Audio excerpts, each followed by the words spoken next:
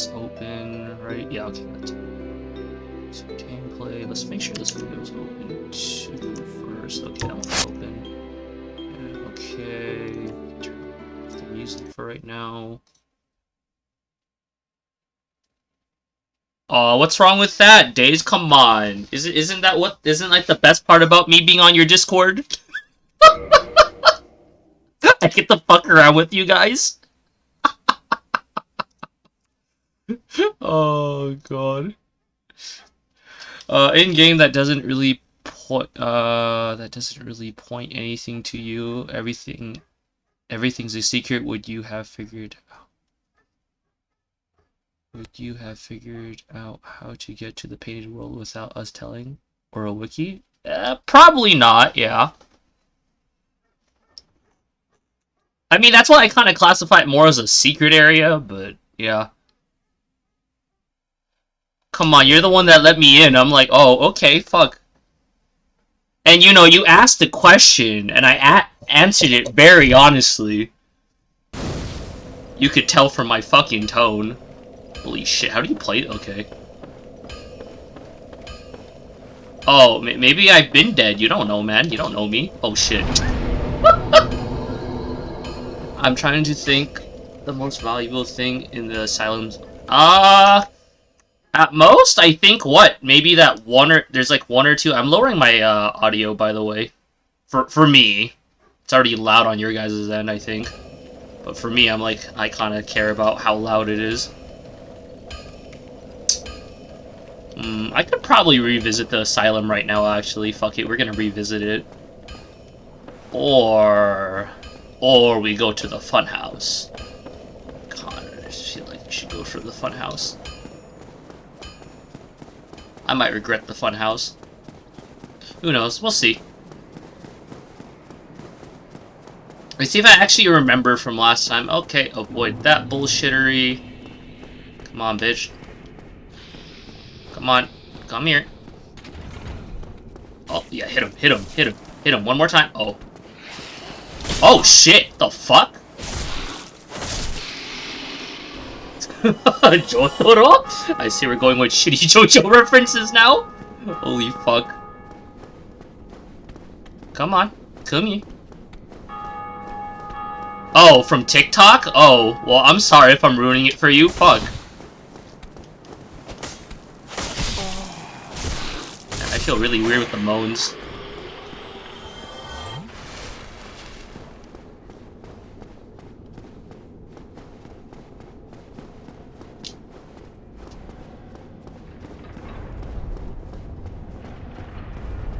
Bro, is this the one you roll into right now, or is it later?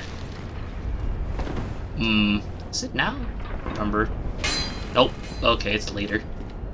Oh, it's... Okay, no, it's up there. Never mind. Although, where the fuck do I find Logan again?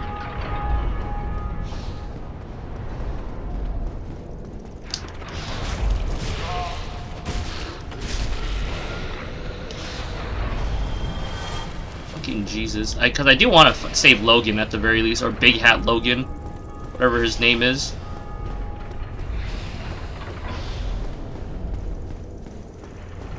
La la la la la la la. Are you fucking kidding me? What a fucking bitch.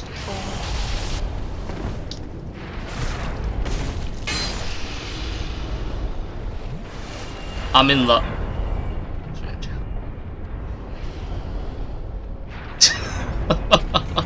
Oh, fuck.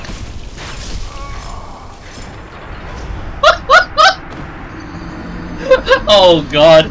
I love how I forgot that was a thing. By the sleeping snake dude. Where's the sleeping snake dude? Is the sleeping snake dude in here? Because, I mean, I did want to at least try to save some of the NPCs. Fuck. Fuck, I completely fucking forgot. That area, that part had the fucking little booby traps. Come on. Yes, yes. Come to daddy. What? The fuck?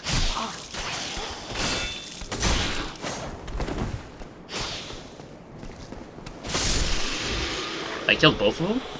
Okay. Yeah, I forgot that one, okay? I forgot that one in particular.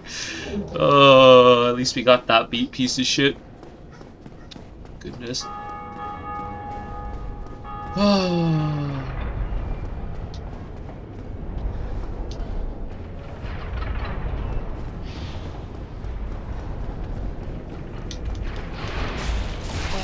Why did he take reduced damage, the fuck? Oh, is it? He's at the very bottom? Question mark?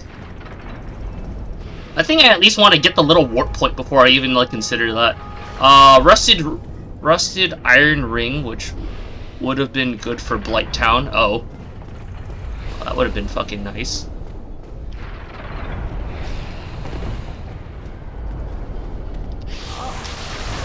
Are you fucking kidding me? Oh, I'm dead. I tried rolling again. I didn't roll fast enough. Oh, goodness. I mean, I don't one-shot these fuckers, but still. Should probably just use a shield.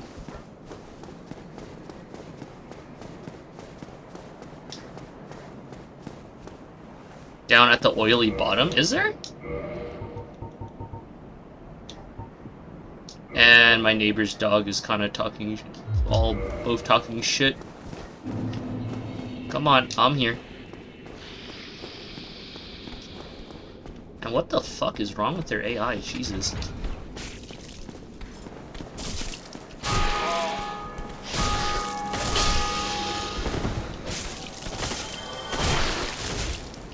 Excuse me?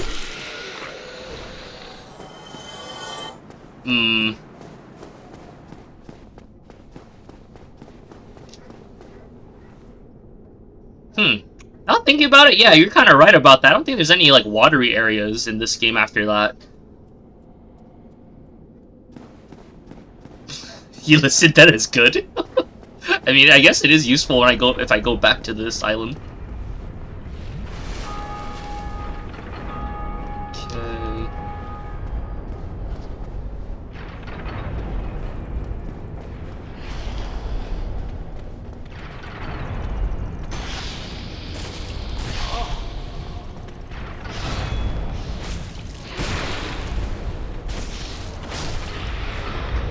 That asshole.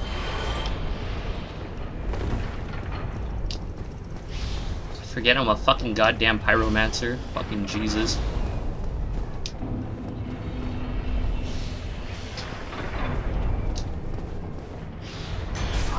What the fuck hit me? Oh, the back of it. Fucking Jesus.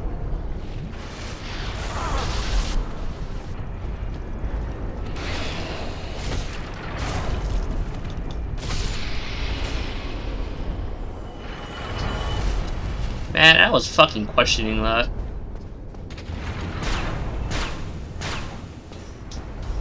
No mimics, right? Yeah. No mimics is Anna Orlando, right? I don't remember.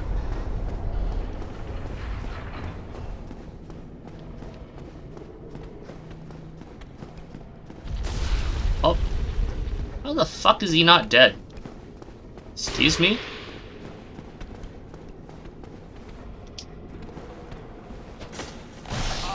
Using.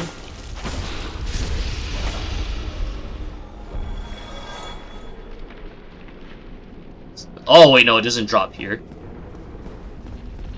Oh shit.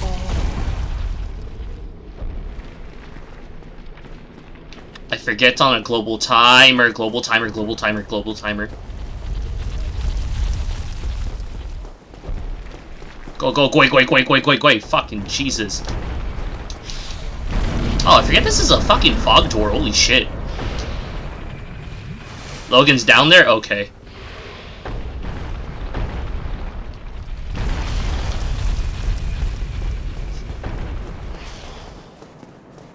So I need to go down where the ball is, or down here?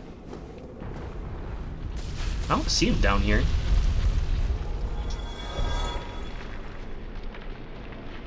Sigmeyer's... Well, I'm just gonna kill this fucker really quick then.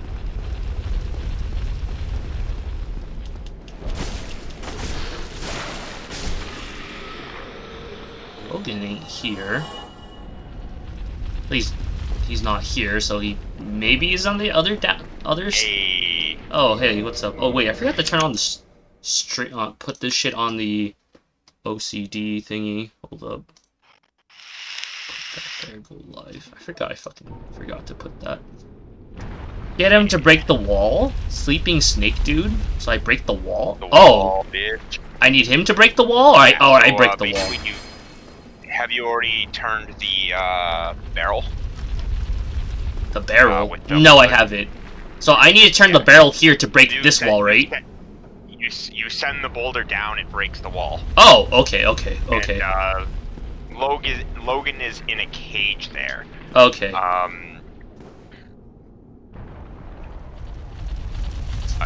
Okay, so I need to get to the top, near to the top. Okay, never mind then.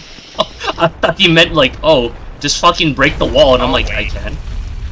Did you get a key in here? No, not yet. There is a mimic in here. You see that elevator there? Yeah. If you Mimic's at the top, if I recall, last time we played. So yeah. I can't remember whether it's top or bottom, but Come here.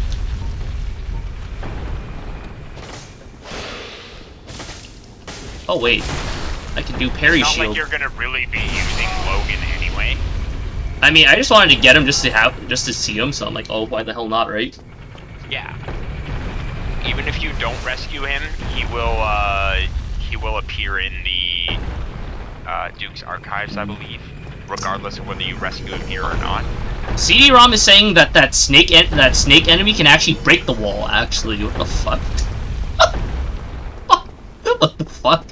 I don't remember if you can or not. Anyway, yeah, be careful there. Yeah. What the fuck? Oh. It has a whack hitbox. Yeah, I remember that. I thought I was like, fuck. I thought it was safe at the very tip, but I guess not. Okay. Yeah, definitely not safe. Fucking wait. Drink your chug jug. Heal up a little bit. It's your G fuel. Yes. Your Sunny D. Fucking Jesus. Oh, wow. Oh, you're alive. I'm surprised too. Holy shit, you lived. Okay, so I want to turn Miraculously. I want to turn it here, if I recall right. Yeah, you want to get it to go down. Yeah. Down the hole. Don't just straight follow it. Oh, yeah. I mean, there's this right Boulder. here. No, boulder comes down still. Well, yeah, I know that. That's why I went to the side. Yeah, that goes straight down. Is that the right way? I turn it right? Fuck. Yeah, I believe it is. We'll see right now. Haul ass. It is. Also, you made a mistake. What mistake did I make? Do you see how narrow this is? Oh, yeah. So I'm supposed to turn it beforehand, right? Yeah, you're supposed to turn it around again. I'm surprised you didn't. Yeah, you can get in there too. Hello, fucker. And his key is somewhere? I believe I forget, but I believe if you, there's one direction you can go, which will lead you to, Rickard, and you can get Rickard's rapier from there. It's alright. You also need a key for that, yeah. That's fun. The hell's down here? Yeah, this is the death zone.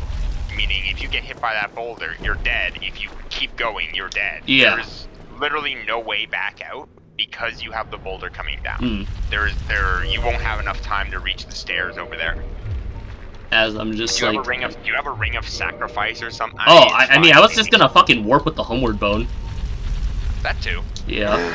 I was like, I can get out. You can get out. Oh, I just have to navigate back. Oh. Give me a second. I just realized I have to pee. Yeah, that's fine. Wait, the fuck? That I made this piece of shit fucking... Oh, okay, who cares? It doesn't matter if I don't have a humanity or not. Where is the humanity other humanities I had? Use it really quick. Oh wait, we need to consume 2 humanities. Fucking Jesus. Alright, you need to consume 2. Come on, reverse hollowing.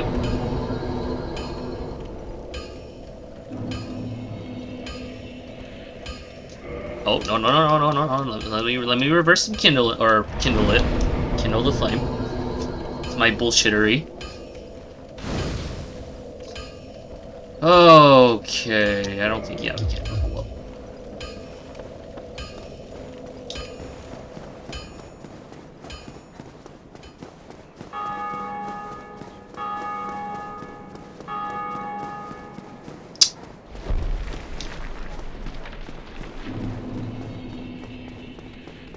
Okay, we will just run past these fuckers for right now.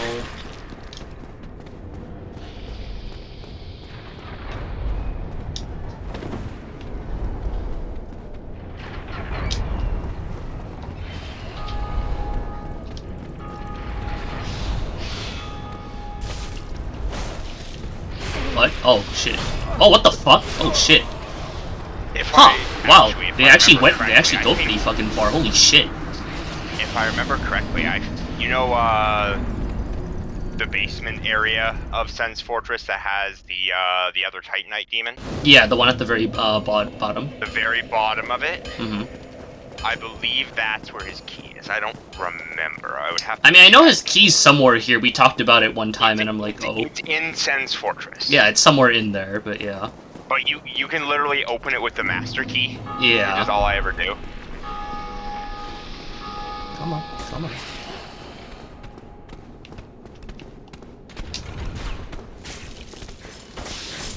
What the hell did that miss again?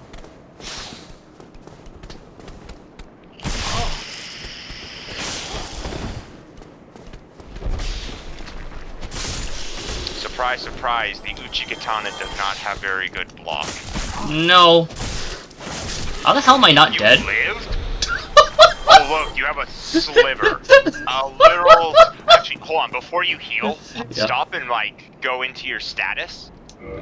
Where is status? I have about 2 HP. 2 HP! 2 HP! That's retarded.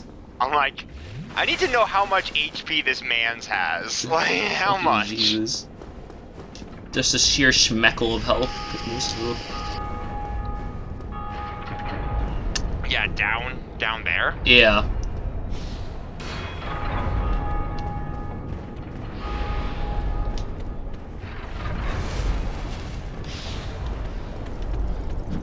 What? Oh, sad days. Come on. Wait, did you try and parry him? I tried parrying his big swing. Yeah, Is he one of the enemies you can't parry? I'm pretty sure you can parry him. Actually, I'll figure it out. I'll find it out with the ones at the very front then, fuck. I have parried them before. If I remember correctly. I don't want to give false information because I don't 100% remember.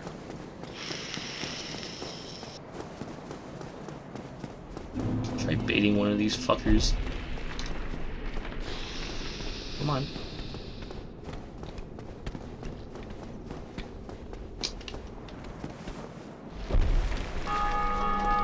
Oh, you can't? Okay. Huh?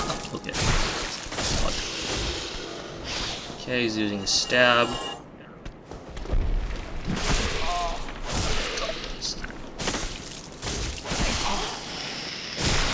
Oh, I forgot input buffers are in this game. Fuck. Have you done any of the dusk stuff yet? The hell's the dust stuff? Oh wait, no, never mind. You can't. You haven't gone.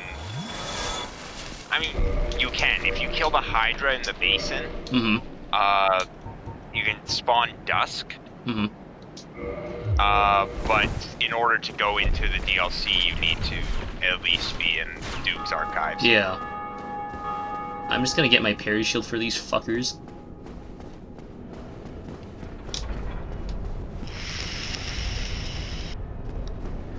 You also have fireballs. Yeah, I mean, it's an option. They don't do a lot, but they do something.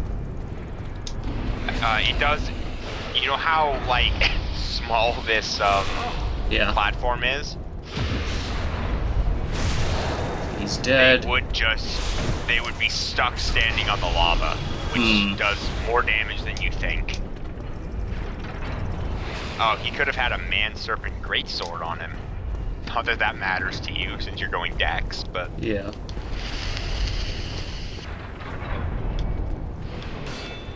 Don't hit me from fucking behind again. See, this is a prime time to use fireball, like on this fucker. Because that the hell just hit that other boulder. Remember, because the boulder goes down here. Oh, it stays unlocked. Cool. I'm surprised it didn't hit him that time. Yeah, I don't know. Hitboxes in this game are. Have you got the shuttle from down there? Down here? No. Outside where you were heading. No, I haven't, because I just went down here, so I'm like, okay. Yeah, so if you go down there, you'll find no boulder. Boulder goes down the other way right now. Okay. But if you go down, you'll find Onion Bro and a shuttle. Or you should find Onion Bro somewhere around here. Wait, is I shield that? Fuck. He depleted your stamina with the attack, so your shield, your guard broke. Fun fact. Uchi Katana, not very good at blocking. Yeah.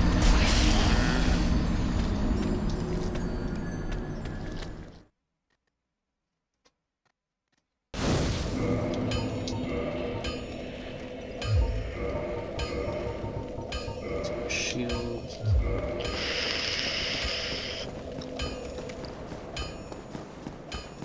Also, target shield. Not too good at blocking.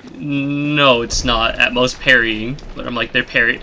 I'm like, It's a parry shield. Yeah. 100% it's a parry shield. It does nothing else but parry.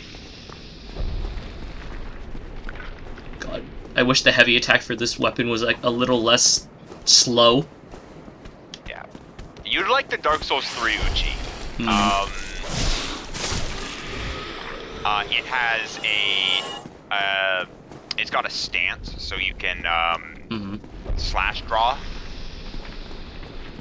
or draw slash. What's he hitting?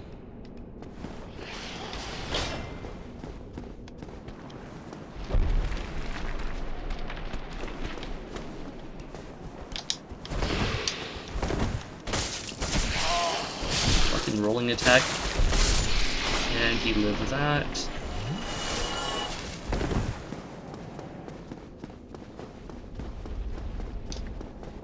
It's available almost immediately after starting the game, but it's not easy to get.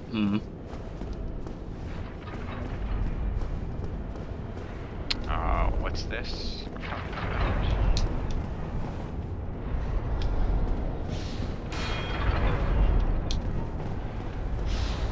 Oh, fucking target camera. Oh, are we talking about Dark Souls 3, Uchi? Hey, you want to be down here anyway, kinda. Yeah, kinda. Tight Night Demon. I can barely fucking move. Okay. What the fuck is shooting me over there? Oh, the other fucking asshole. Lightning fuckers from up there. Yeah. I wanted to at least clear everything out before coming down here. That's my fucking thing, but okay. Because they were just gonna keep fucking shooting.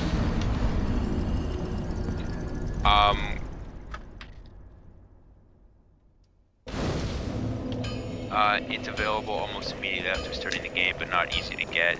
You can cheese getting it though. Yeah, the Dark Souls 3 Uchi. Yeah. It's quite easy. So basically, the Master Swordsman is a bitch. But, so he's like an early game boss or a mid game boss? There's a way to 100% of the time get him to kill himself. And it's really easy to do. You stand at the far corner of the like of a pillar that's closest to the gap and the stairs that he's standing on, and you stand in the far corner, like closest to the edge, and hold up your shield. And what he likes to do is he likes to do the draw slash, and it pushes him off the fucking edge. And you just so it's kind of like the fucking gatekeeper knight or whatever the knight is for this area.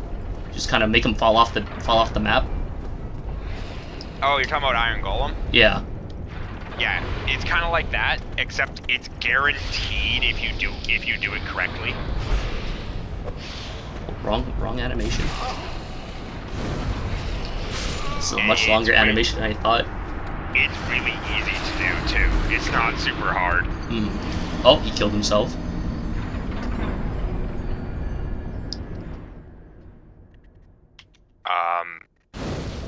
But yeah, the Master Swordsman he's a bitch if you try and fight him legit, because he's early game, but he's... So, like, does he have, like, a lot of health and does a lot of damage early, or what? A lot of damage early, bleed, and, yeah, he will bleed you, and, you cannot block it, because if you block the sword, you still get bleed buildup, and he attacks really fast. He doesn't have that much health, but he's got enough to be annoying. Like, your early leveled characters are like, they have such a hard time with him. The fuck? Oh. It's like the fuck mate stunned me, but I'm like falling off. You can also cheese him quite easily with magic. Just by like projectile spamming him or what? Yeah. Yeah. He's a naked dude that has a sword, the sword you want. It's an interesting description. If we know anything about Dark Souls, the naked guy with a sword, probably scary.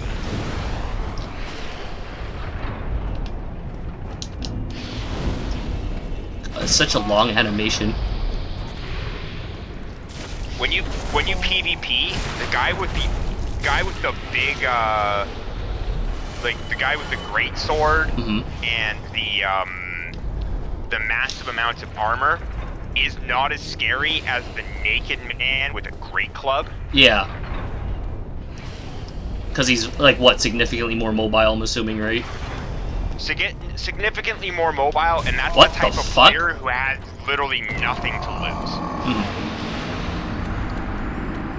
His entire goal is to be misleading about what he is, because it's like, oh yeah, it's a strength build, but he's literally just he's just a naked, crispy fucking motherfucker.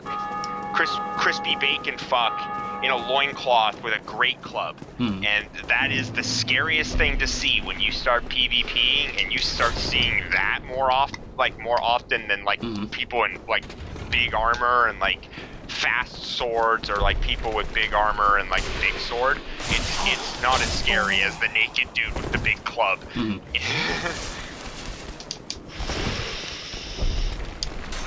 There's memes revolving around that too.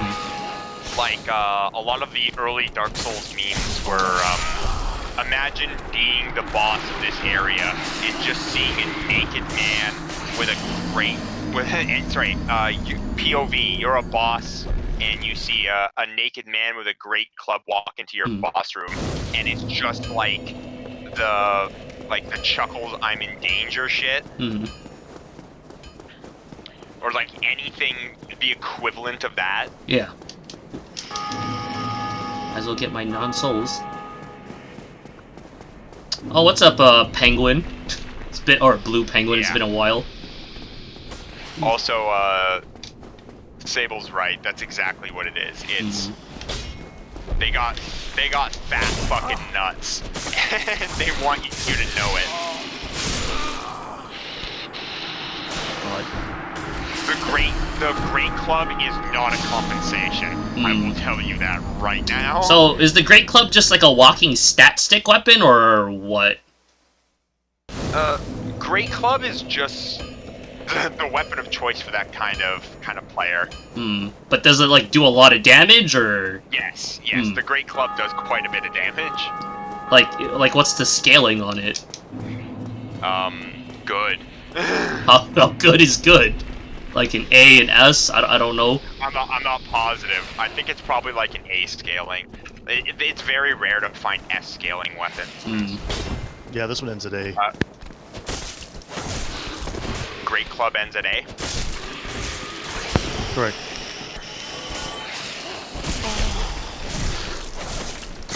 goodness.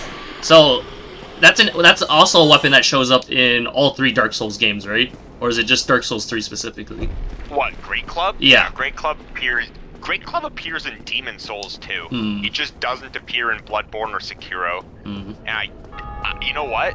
I wouldn't doubt it makes a reappearance in Elden Ring once we actually get more on Elden Ring than what we've got. Yeah. Shit.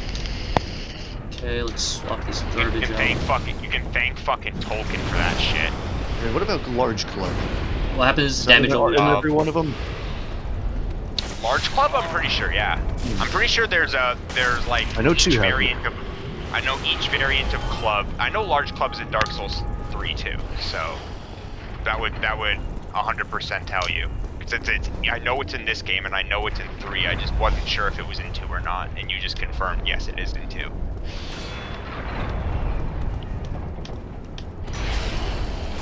Here's another bonus of getting the master key is you can get the Dragon Knight shield. I think that's what it is by the sleeping dragon. God, that's so really amusing to see. By the undead dragon down there, in the Valley of Drakes. What the fuck? Oh, yeah, I'm dead. Yeah, you can get that shield, and I'm pretty. But not Large Club. Large Club is not in Demon Souls. Okay. You know what I'm talking about, right? O.C.D. The shield that reflects 100% of magic damage. Sorry, absorbs 100% of magic damage. Is it a shield? I mean, I talked about Crest Shield earlier, and that's 80%. Yeah, I think it's 100%, but it's a lot of. It has a lot of magic absorption, and it's you can get it by the undead dragon. It's like the something kite shield. I'll check.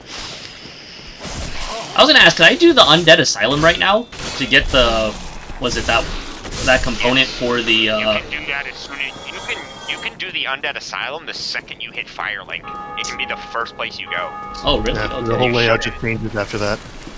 Okay. Well, not the whole layout, but everything that's going to change triggers. It's crawling with Black Knights, but you could just go straight there. Oh, and the Stray Demon drops the Titanite slab, so if you want to max level a weapon, that's a good option. Sounds good. Okay, I'll go there first, because I'm like, I at least want to kind of hit stun those little fucking snakes, because doing 2 animations of the Uchi Katana is not enough at the moment. Stray Demon is in between Asylum Demon and Fire Sage, where he starts doing the magic attacks, but he's not on fire. Yeah. And even when it is Fire Sage, the fire that's on him doesn't do damage to you. It's just the magic attacks. Stray Demon with fire. Yeah. It's just Stray Demon with, like, fire damage. That's it. Alright, roll off of here, right? Okay, you roll off of here. I do, like, some janky movement as much as I there? give... I have to jump over here, right? Or some shit? You gotta roll to the flying buttress down there, yes. Okay. Roll or jump. Yeah. I've always been able to get there by rolling. As much as I give Dark Souls 2 shit for reusing bosses and just having so many bosses and none of them are interesting, Dark Souls 1 suffers from the same fucking problem where that's how many Asylum Demons are there? How many There's Demon 3. Fire Sages? How many? No, there's 3. How many Taurus Demons? It's about a dozen. Tauros Demons and Capra Demons and...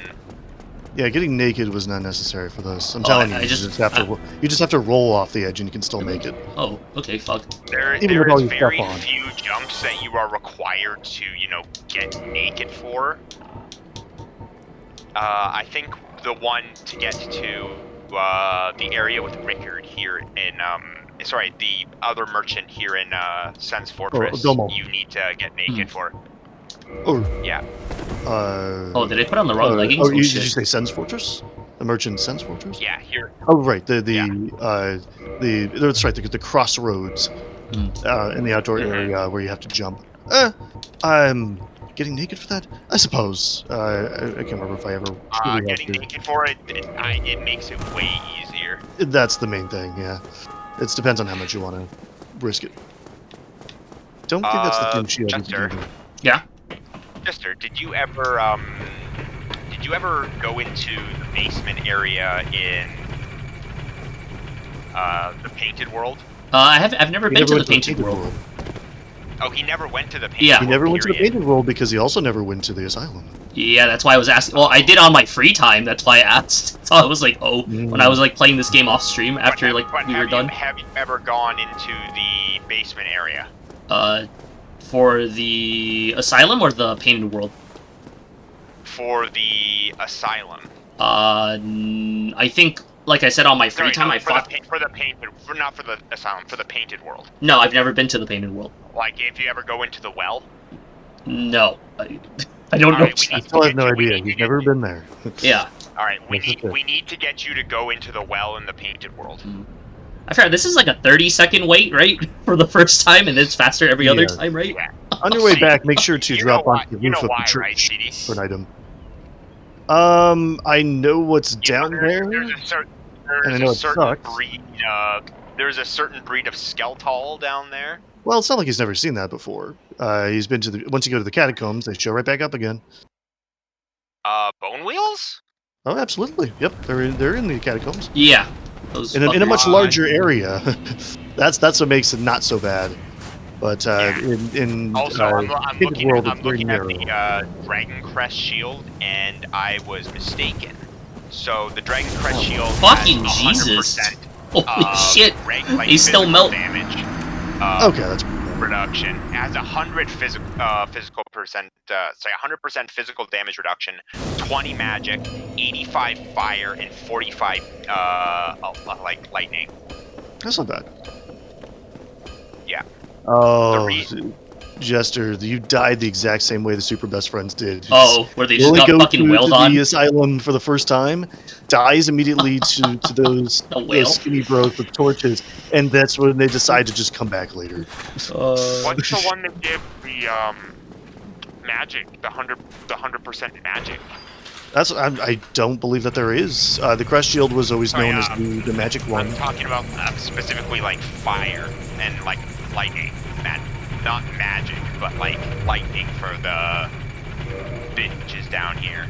The Eagle Shield has the highest lightning resistance, and the Black Knight Shield is 100% on fire. Really, the Eagle Shield? Mm-hmm. That's new to me. I didn't know it was.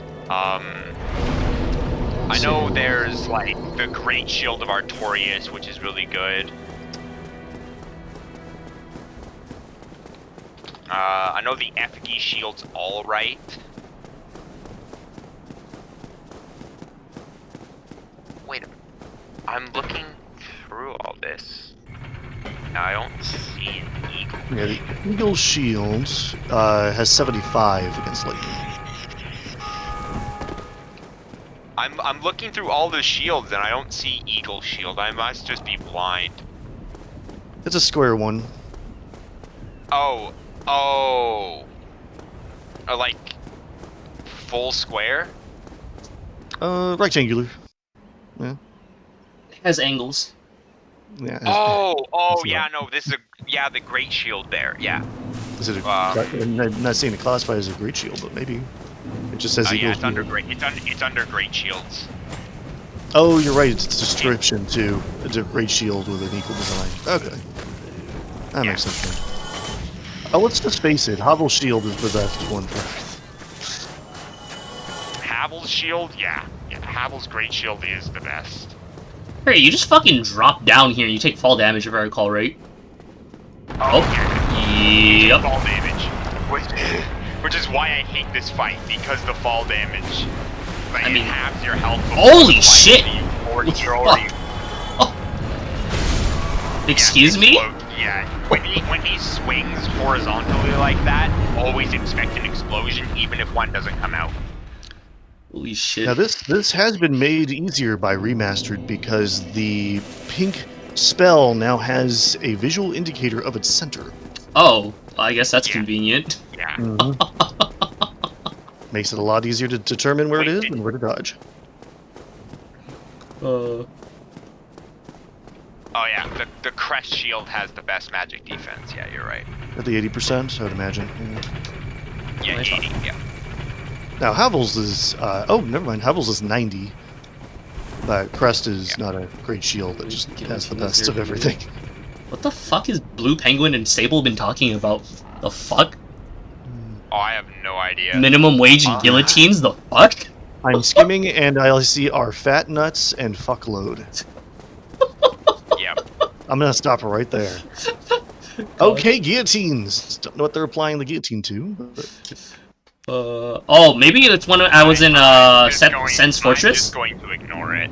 Maybe Sense Fortress. I don't know. Maybe that's what they were talking about. As yes, fucking sir. Make this entire process easier. Why don't you go around the boss hole to the bonfire? Bonfire. To the take that one. The bonfire. You don't have to. Every time. Yeah. Every time, sit at the goddamn bird. Yes, have to make the jump to the flying buttress, take the lift. Oh, just yeah. Oh, Go I around. forgot this game has rare ring.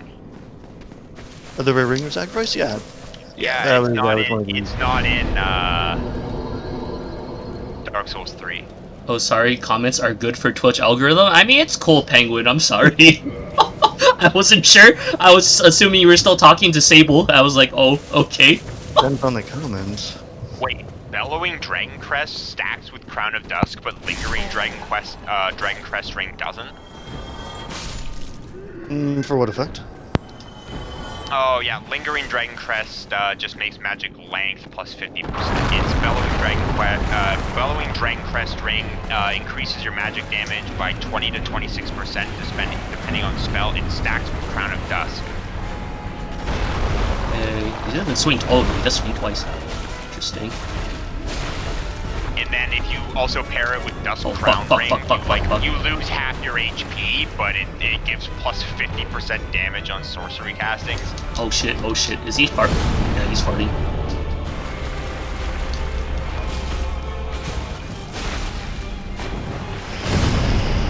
So, would you guys classify this fight harder than Quelaag or about the same? I'd say harder, honestly. Is it because of more health, or because he has like jankier attack animations? Just because he can cover so much with so little air. Like he just swings and he covers half the arena with an explosion. Yeah. And I'd say it's because the designers were not obligated to balance this guy for a specific level range, yeah, like you would with a required boss like that. So they can design him, balance him in a way that just says, "Come back when you're good enough." That combined with I personally think he's harder than Quelaag because the arena you're in is so small. Yeah, you lose half your health at the start of the fight, usually. The magic is huge and hard to dodge sometimes. Yeah, and the magic is extremely difficult to dodge. Yeah. And that's why I would say he's harder than Quelaag. That's my personal opinion. Quelaag has a much larger arena, and the lava isn't too hard to dodge. And you can stun lock Quelaag with like any halberd style weapon. Then you have summon options, NPC. Yeah, you had that with that fight, yeah. You don't have that shit. By the way, there's a Black Knight when you drop in here, but you do need the doll. Okay, so he's pretty much guarding the doll, right? Pretty much? Yeah, he's guarding the doll. That you need to get into the, make sure you can beat him, otherwise I would run off with your souls. Yeah, I don't find this fucker that bad to... Oh, come on. Oh! He could drop the Black Knight sword, which would be nice. Drink my Sunny D really quick, and I like how you can't... You gotta drink your G Fuel, dude. And I died. Cool.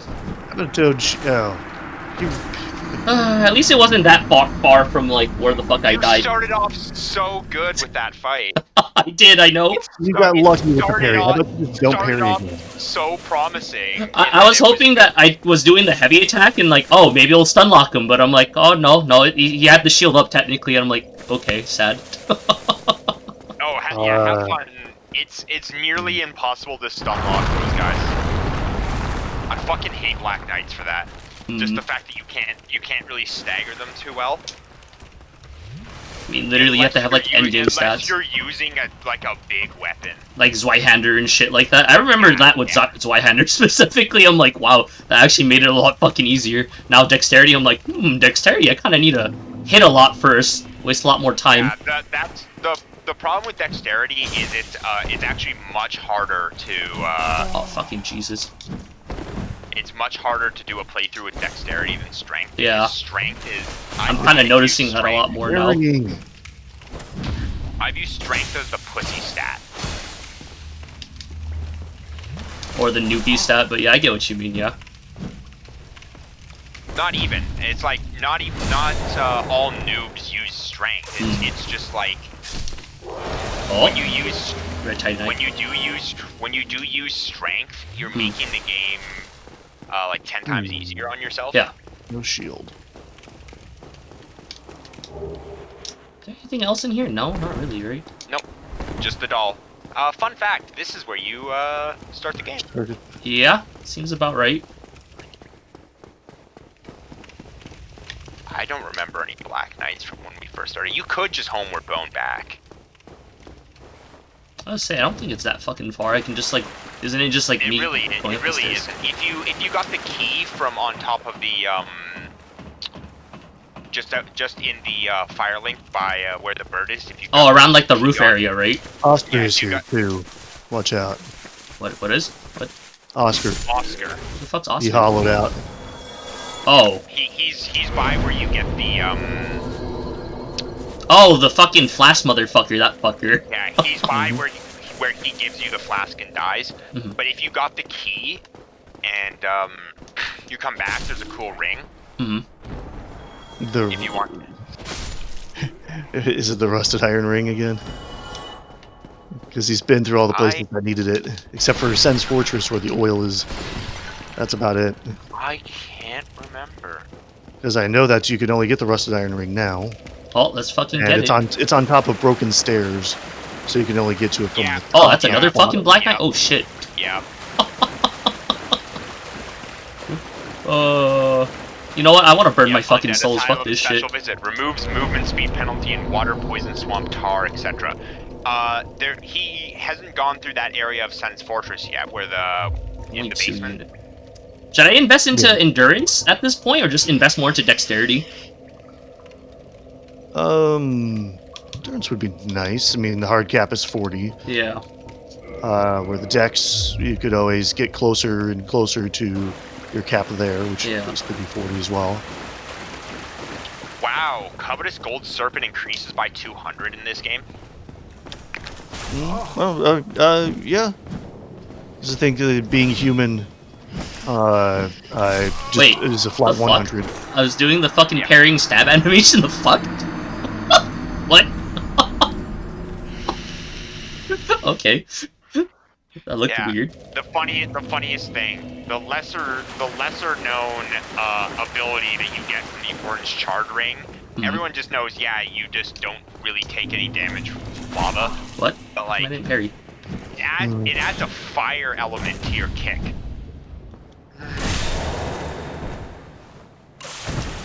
It's just not parry. Everything needs a parry. I got 2 parries. It's all good. I learned my lesson from last time. I remember my first playthrough was a Dex of Dark Souls 1 was a Dex playthrough, and I was using the halberd for the longest time. And once I got to Anor Londo, I just grabbed the Silver Knight Spear and just used the Silver Knight Spear for the rest of the playthrough. Oh, hello. Is he just gonna sit there and look cute or what? Like he came to greet me. No, he has every intention of killing you. He smells souls and he's mindless. Yep. Oh shit. Fat rolls. He's quite easy to kill because of the fact that he fat rolls. Yeah.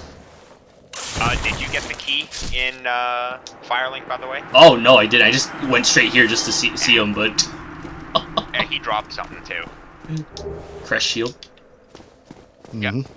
There you go. The kind of one you use against butterfly. Oh shit! You didn't do that I already. forgot about that. Yeah, there's a second boulder. Yeah. It doesn't do nearly as much damage as it does when you first come here. Yeah, just because you have a lot Why you're more going health. up here? Oh wait, wasn't there like a door here earlier? Oh wait, we don't have that key for it, do we? No, we don't. Yeah. You need the key for that one. Actually, hold on a second. Because I'm gonna look at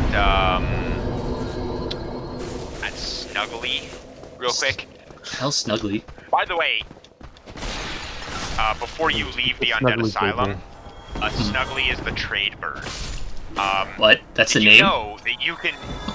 Yeah, did you know you can trade your ring of you can trade your Fap ring for a Xanthus crown? Not like anybody ever does. But what the hell is a Xanthus crown? It's call it a Demon Souls reference. Like the ultimate Demon Souls reference. Because it's a really big, stupid looking head wrap. It was actually the in my opinion, one of the best PvP boss fights. Yep. I think it's better than the Dark Souls 3 one. Are you talking about the big spaghetti headpiece? Or the bandages, whatever the fuck it's called, that one? Oh. Yeah.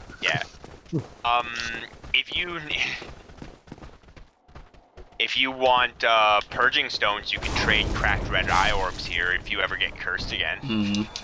I could just not get cursed. Yeah. Oh, the pendant does have a use. The fuck are you doing? If you trade it to Snuggly, you get the souvenir of reprisal, which I don't even know what that does. I don't think I've ever got this item. Where the fuck is this pigeon again, or this is an crow? It's a Blade of the Dark Moon ear. Like Proof of Concord kept in Dark Souls 3. It's all it is. So where's this crow exactly here? Where's outside, close to where you got picked up by the bird. Oh, okay. So it's near. Okay. So near where my Uber is. Okay. Near where your Uber is. And take a right when you. Hey, it's your Uber. I'm outside. Take a right. Oh, where the fuck my Uber taking me? Now take a right. Spot? Right here. At about the mid-level. Yep. Take a right, and there's another nest. Take a right there. Oh, I keep going, or if you turn that, yeah, there you go. Now there's some really important things you can get. I don't think you really need a whole lot of them. Let's not get ahead of ourselves. Have you upgraded your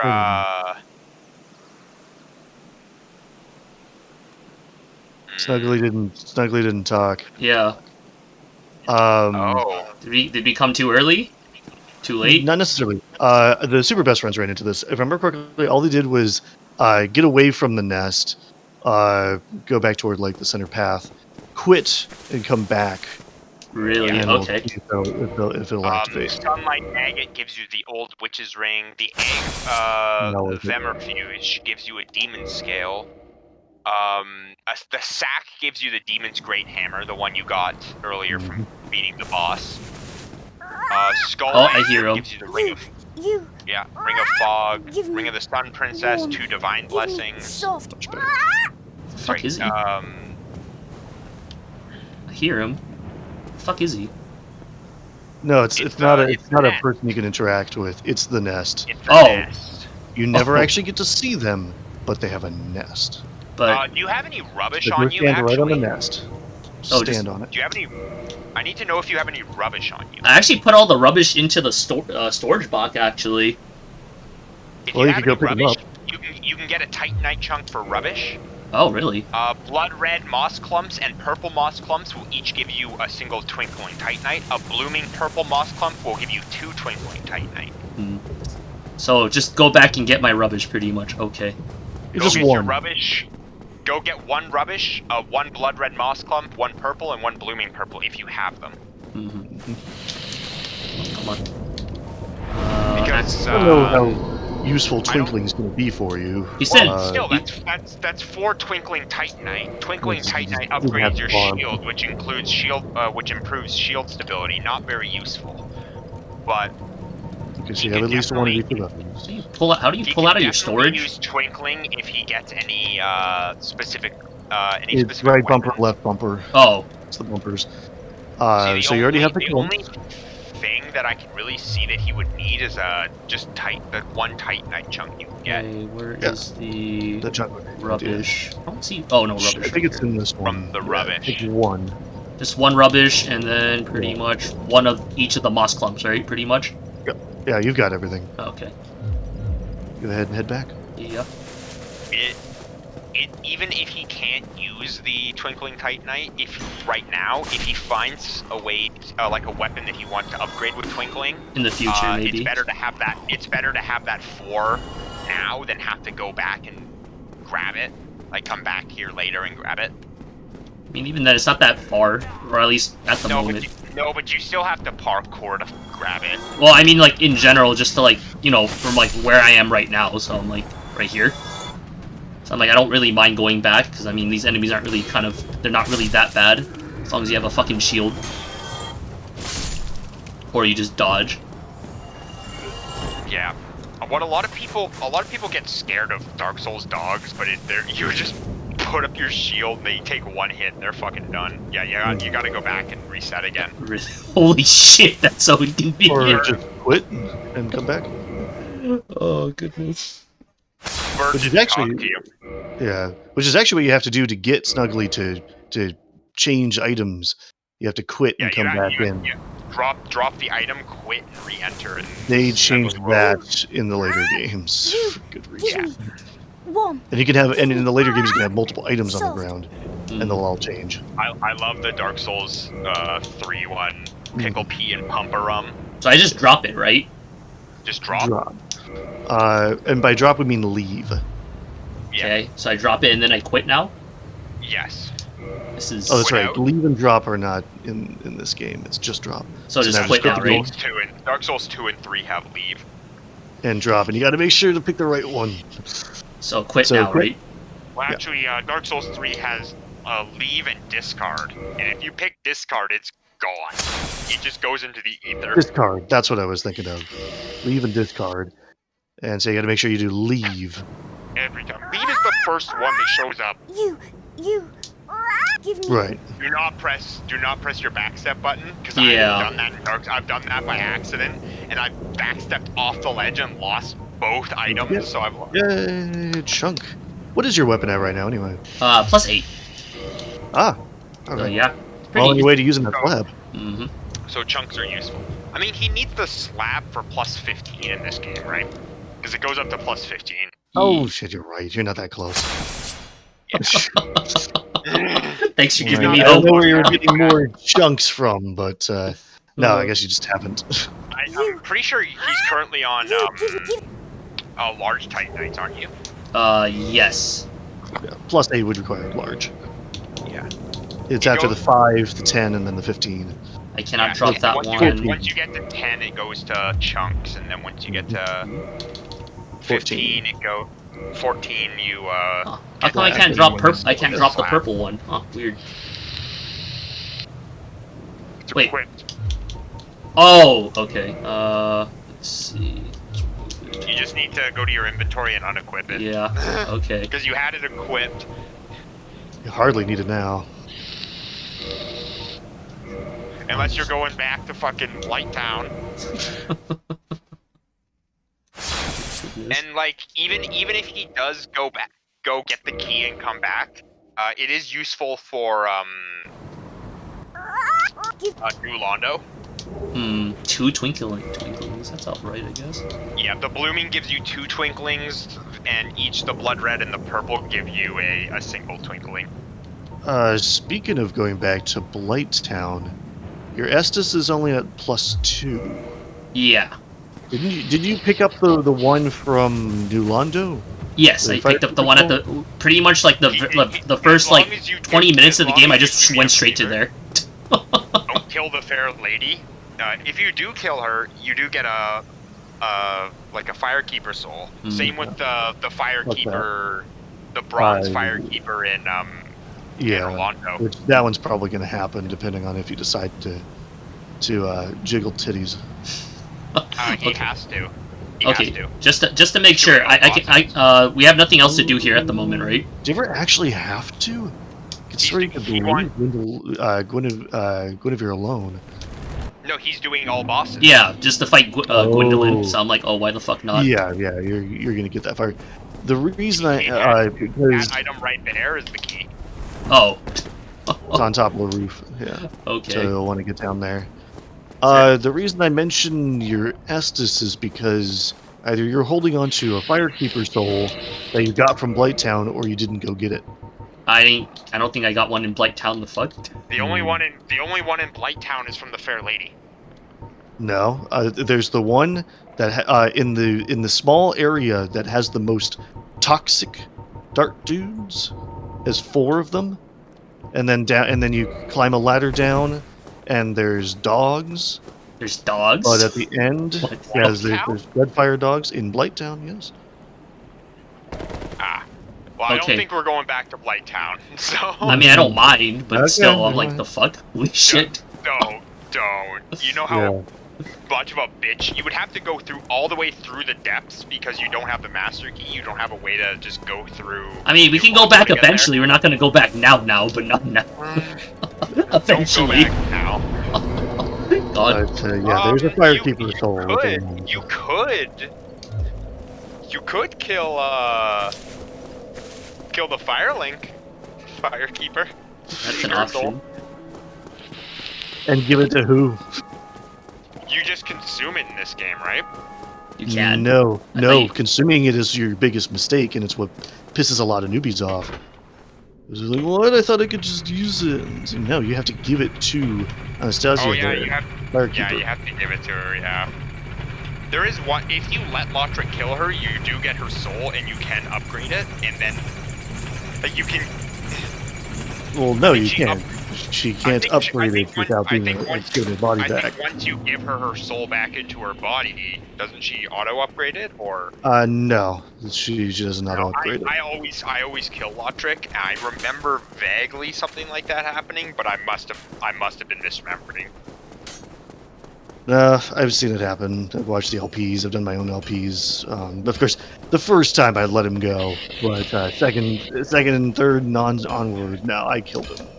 Yeah, what's the point of waiting to get the FAP ring through getting the Black Eye Orb and killing him and... It's not like you have to. It's just you don't know. You leave Lotric alone because you don't know what he's going to do. You have to go through the entire gank squad to kill him. Mm-hmm. Okay, get it to +9. Okay, that's... It becomes a lot easier if you kill the magic guy first. Yeah, but gank squads are still hard, especially when they're not bosses, they're NPCs. Yeah. One of the reasons I like Dark Souls 3 PvP so much is that most of the time you're dealing with a gank squad. And it's, if you're invading... You are most likely to be matched with, in worlds in which they are human and have the max number of summons, which is 3 in that game, yeah. And then the next most likely is when they have 2, and so on and so forth. But so they can have a max of 2 summons by summon sign, and another 2 can enter through Concord, through A Way of the Blue or Blade of the Dark Moon. Oh, I forgot about those combinations. Yeah. And then there will also either be depending on your area, if you're in Farron Swamp, you can end up with the Watchdogs Covenant hunting you down as an invader. Usually, if you're in Irithyll, you're more likely to end up with Aldrich Faithful as invaders. And Aldrich Faithful are strange in the way that they have 2 goals. Their 2 goals are to kill the host and to kill the invader. Jesus, can't even do a heavy attack with this weapon. And then there's Rosaria's Fingers and the Mound Maker's Covenants, who are primary invading classes, like primary invading covenants. They're meant for invading and conquering. So they're not really Eldritch Faithful or anything like that. You got Sun Bros, your Sunlight Warriors, and I'm always a Dark Moon man. Dark Moon is just so much fun. So from Dark Souls 2 and 3, do they add more covenants, by the way, or is it just Dark Souls 3 has like at least like 10 covenants. And they're all quite unique, I guess you could say. I still end up with Sunbro. You always end up Sunbro? Yeah. I like my co-op the best. I like helping everybody and getting souls from it. See, that's why I like Blade of the Dark Moon. Because Blade of the Dark Moon is summoned to fend off invaders. And you get passively summoned to fend off invaders. Like you don't have to use an item or anything. If you are embered or not, you get if somebody is being invaded, you can be they're within your level range. You can get summoned into their world to protect them. Yeah. See, that's PvP co-op. I'm talking PvE co-op. Which Yeah. most of the time when you get summoned, and you have better control over it. You don't just get summoned. You put down a summon sign. Like when you actually put down a summon sign, and somebody you summons get to help you them with their them. world and or the boss, or even invaders too. It can happen, but it's just not as common. Yeah, I am more of a fan of defending against invaders. That's just me, though. That's just me. I respect Sunbros a lot because the amount of I respect both Sunbros, Watchdogs of Faerun, and any of the Way of the Blue, whether it's the Way of the Blue Sentinels, or the Dark Moon Blades. Those like they're all passive summons, meaning as a Sunbro you set your summon sign down and then you have to wait for somebody to fucking summon you. The other four are passive summons, meaning you have to sit there and wait for somebody to go get in an invasion and within the right level threshold for you to be summoned into that world, right? So there is a lot of waiting involved in all 5 of those, and I have a respect for anybody with the patience to do that. this is an item up here? No, it's down there. Oh, down there. Okay, oh well. It's down. There's the shuttle, and then there should be the onion bro down there as well. Okay, yeah, I'll go down there too right now, might as well.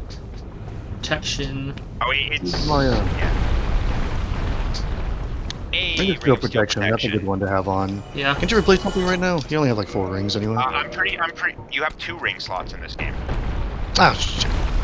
But you have 4 in other games? The fuck? You have 4 in the other games. Jesus. It makes it so much better. Yeah, you have, Fap and he's Havel. got the 2 most awesome rings on right now, which not. is Fap and Havel. Just Fap Havel all day long. Just... Then you've got to take off, Jesus. You get to take off just gonna Havel use for, Chaos Fireball for these fuckers. Artorias Covenant to fight 4 kings, which is always fun. Yeah, you gotta figure that temporarily. But I actually don't want to see how annoying that fight's gonna be if I can't stun lock those fuckers. Jesus. Oh, it's really not that bad. Oh. Keep in mind, with a dex weapon, you do so much damage so much faster than a strength build. Like you do faster damage, but you don't stagger enemies. Yeah. The difference between them is speed versus staggering. That's literally it.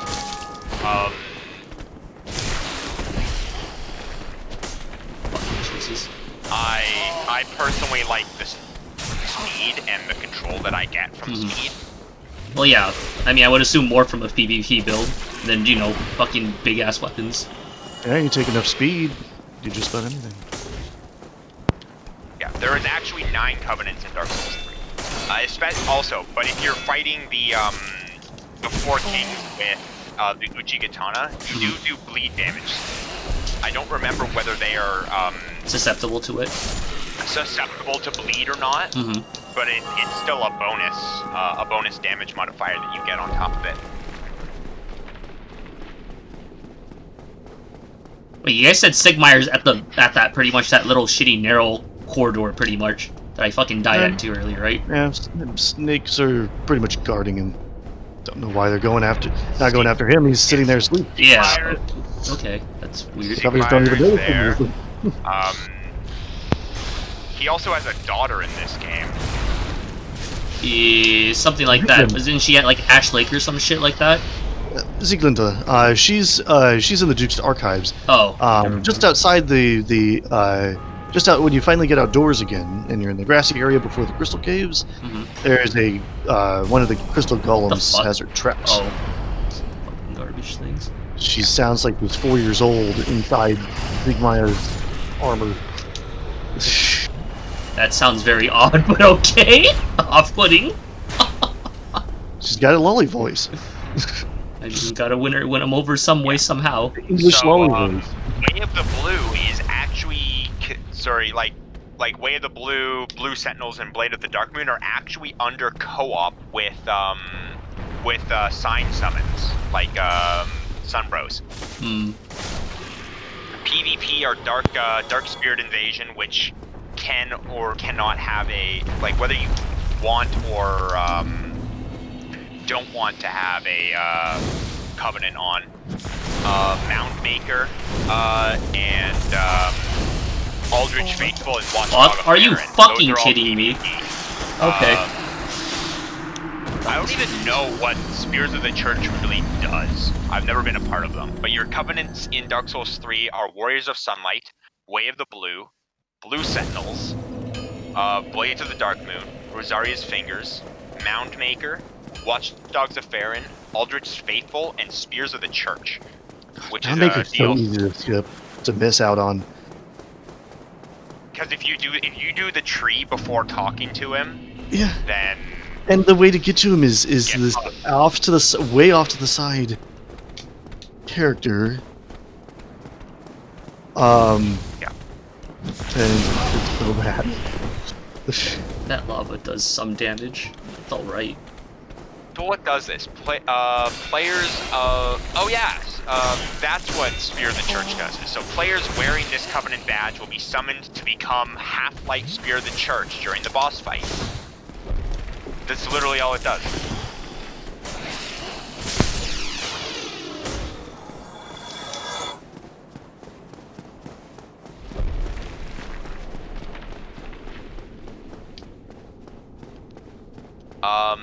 And the only way to get it is to defeat Dark Eater Madir.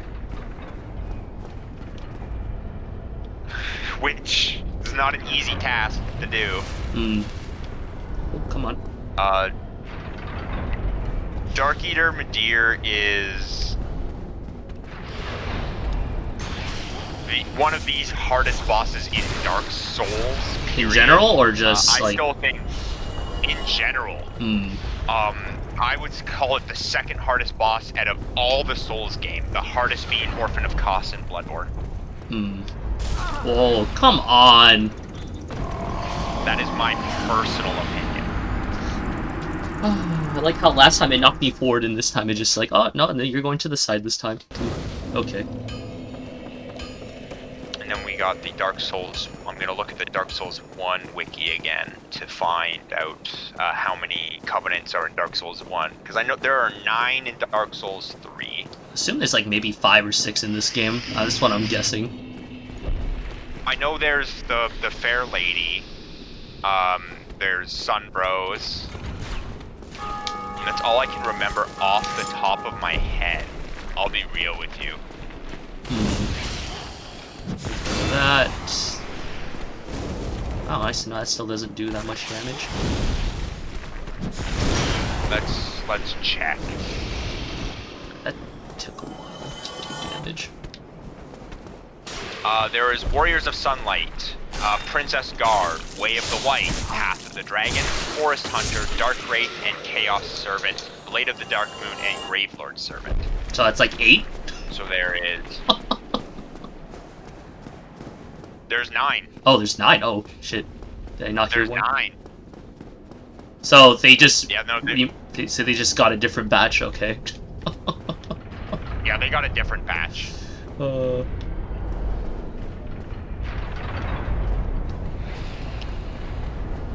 Like, there's a... Basically, Forest Protector is just the same as... Watchdogs of Farron. You can summon to protect the woods. Protect nature, yeah. Basically that. That's basically it. Just like, a you get fucking summoned forest to ranger. protect nature. Alright, And, I'm gonna go for now. Yeah, you're essentially a forest ranger. Oh, okay. Thanks for dropping by, CD-ROM. Unless you were... Oh, by the way, 4 Kings is immune to bleed. Oh, it is? 4 Kings is immune to bleed? Okay, good to know.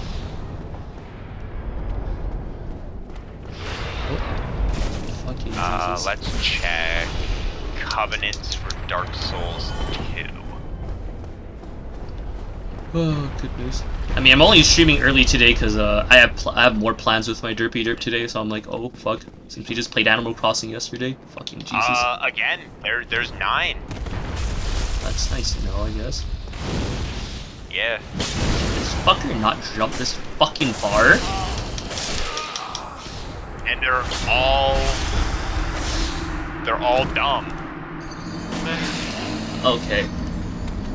This fireball thing's like 50-50 for me. Or it's useful and then not useful. With Z targeting.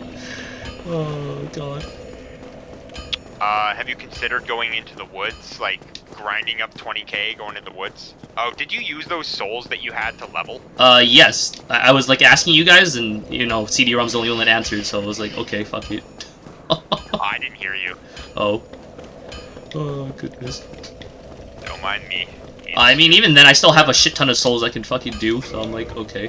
Hold up, where the fuck is, those big-ass fucking souls? Here we go. Because if you think you're... Don't use boss souls, though. Oh, no, I'm using just the large soul of a warrior, all those fucking things. Oh, fuck, I thought it was more. I thought it was 10k, fuck. Okay, it's fine.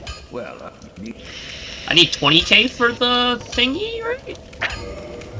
It would be under purchase. 20k? And under keys. It's Oh, under yeah, keys. 20k, yeah, 20k, yeah. 20k. Oh, okay. Andre's a homie. Mm-hmm. Wait, can't I sell certain souls to Framp right now? Because I'm like, what's it called? I mean, I'm not gonna use Moonlight Butterfly, so I'm like... Are you gonna... Moonlight Butterfly you could crack. I don't remember how much it gives. Don't sell it to Framp, though. You get less from Framp. For that one specifically? Okay. Also, there's only a couple where you actually get more. Yeah. I was gonna say, like, I want to keep Quaila because I do want to see how that sword is. Before you crack Moonlight Butterfly, let me look up the Framp shit. Sure. Soul So I'm assuming these are 2,000 then. Moonlight Butterfly.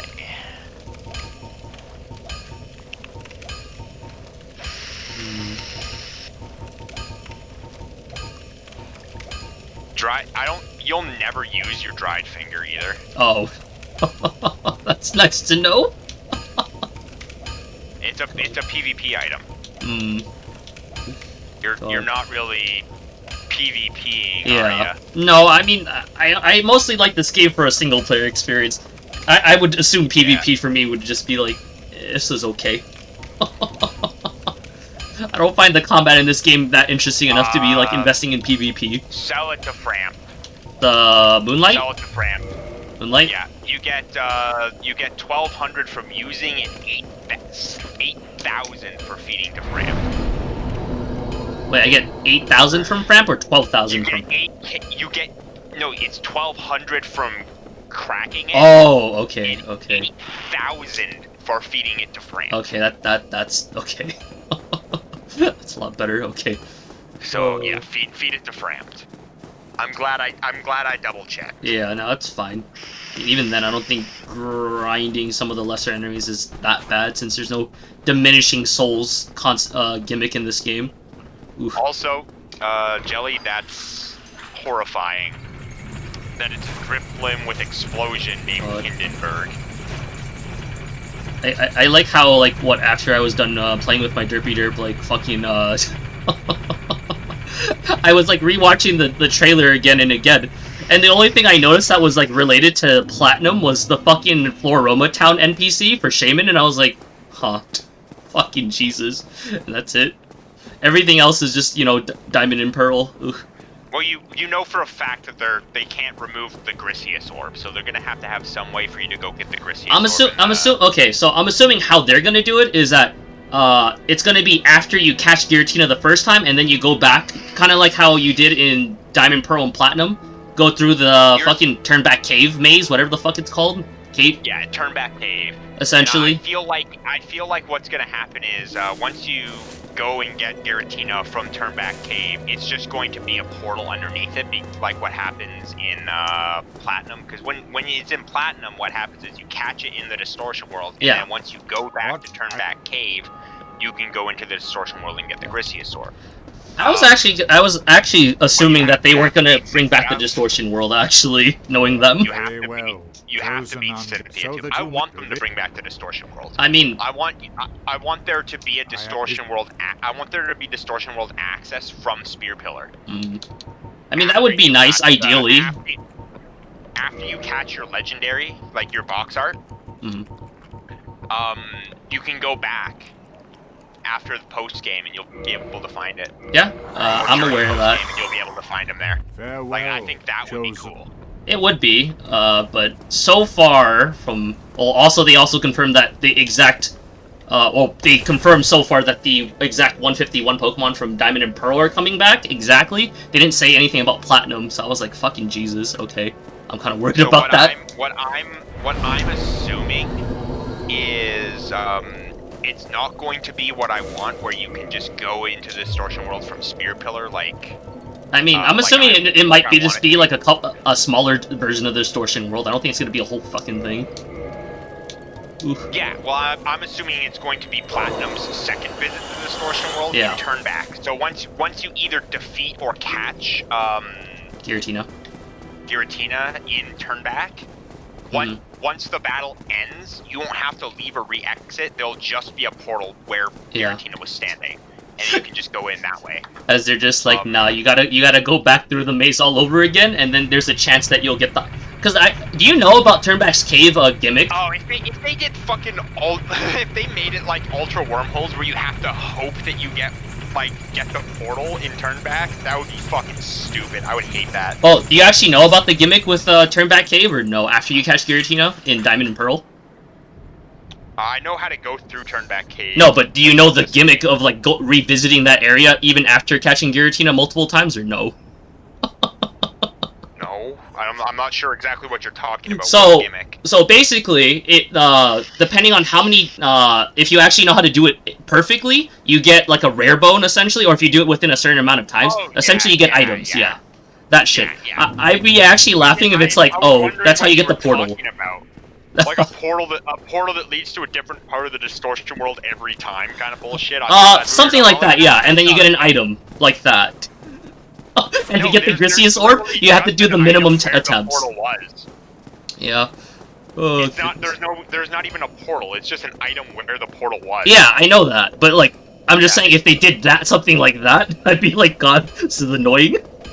That'd be bullshit. It's literally just counting to 30 for Turnback. Yeah. That's all it is. Goodness. I'm just hoping they actually like don't make it the full Diamond and Pearl, even though they already said they are. Turnback Cave has fog too. Yeah. Oh yeah. Fuck. I forgot about that area. But there's like no Pokemon in there. The fuck.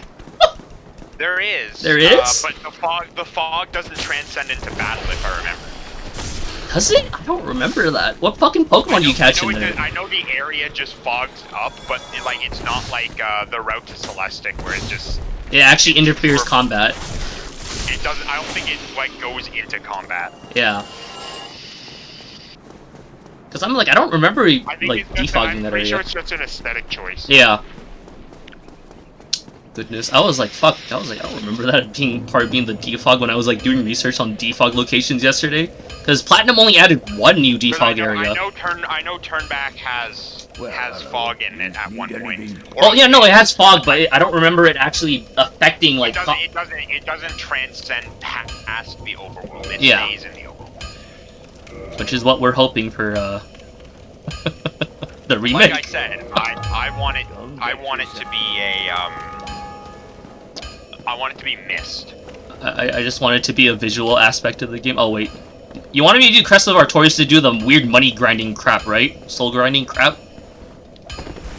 Well, if you do Crest of Artorias, you can go in there, you can kill the NPCs, you can get some souls, you can just run around in there and kill some shit in there. Yeah. For some good souls. You can go kill Sif. Sif isn't too hard. You can get the Hornet's Ring and the Covenant of Artorias early. There's a bunch you can do in that area. Yeah. Also, killing the Hydra might be a good idea. You can probably do it, yeah. Killing the Hydra is not hard. It's not. You can literally just slap at the level you're at and the upgraded weapon that you're at. You can just slap it once. They each had once or twice. And I think my only issue is getting the head's positioning to where I need him to be, because that was the issue last time when I fought it. It's always an issue. Yeah. Even though I found it depressing that fucking doing it with magic and just throwing bombs at it is a lot fucking easier, and I'm like, that's depressing. Oh, it is. It's so much easier. Because you know how I told you that I tried doing a magic build on my free time and I just tried rushing great magic arrow. What, did you like Soul Spirit or something? Yeah, I got the great something souls thingy. You wouldn't have had Soul Spear yet. I got great soul arrow. I don't remember what this actually called. Yeah, that Soul Spear and Crystal Soul Spear you need to get from Logan. If I recall, they're really good. They're really good, but they cost you what are they Yeah, there's a bunch of NPCs in here. Don't they fucking kill themselves if I go here? I remember people talking about this when I oh yeah, they do. What the fuck? Oh, they don't entirely kill themselves. Okay. Don't they fucking fall off? Huh. Guess not. I guess that was only prepared to die. Huh. Well, that's fine. It wasn't that fucking far. The ghosts aren't the problem. The ghosts are easy to kill. It's the... Oh, no, because I was just, what? I saw people, talking about how that was a farming method at one point in the game. Where you can just, run to the side and then they just fucking fall off, and I'm like, oh, okay. But I'm like, huh, it looked like they didn't fall off this time, so I'm like, yeah, I'll figure it out later. Oh, God. You don't have to. At least now you have it open because you have to farm up 20k to open it or kill Andre to open it. And you don't want to kill Andre. Yeah, I mean, I don't really see an incentive to. He's at a pretty solid location for upgrades and shit throughout in the overworld. He's just in a good area, period. Yeah. He is your primary upgrade area, and unless you want to... You've already given him your embers, right? Yeah, pretty much the ones that I had, yeah, offhand. Yeah. I was gonna say, if you kill him, he doesn't drop the embers at all, right? No. Wow. That's fun. You can't upgrade anymore. Goodness. If that's the case. God. I'm really trying to imagine... I don't remember if the giant blacksmith can go to plus 10 or plus 15 for you. God. Characters. I'm trying to remember Diamond and Pearl's last few gym leaders, where they don't even have a full team of the same type, or if not, they have duplicates. God, I really hope that's not a thing. I really hope that. Oh God. NPCs. God. Oh, not just Volkner, or not just Flint though. Volkner's the motherfucker that doesn't have a full team of electric types. Candace doesn't have a full team of ice types. Oh God, what was? No, it's just those two. Those are the other two. Ice types, fire types, and electric types are kind of the minority in that generation, which I thought was interesting. Isn't that supposed to be like his main Pokemon, technically speaking? What is Lux, right? No, Drapion for Aaron? I don't remember his fucking name. Aaron. Yeah. Aaron, yeah. I like how they just left it on him because I'm like, it fits him from like a concept point, but it doesn't fit type matchup wise. I'm like, wait, what? No, because it's poison dark. Yeah, I know. That's why I'm like, the fuck doesn't match up. It was Bug at one point in the evolution line. I forgot the giant blacksmith sells you moonlight arrows. And the giant stuff. I mean, I guess sell it's okay. you large he will sell you large titanite shards. Giant blacksmith. What can you do?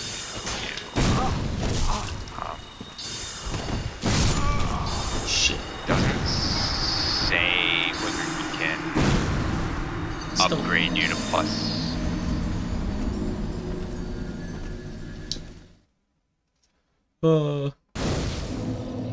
Wait, doesn't fucking Aaron and fucking or Diamond and Pearl just have Dustox, Beautifly, Heracross, Drapion? What was his last bug type? Because they readjusted his entire team for Platinum.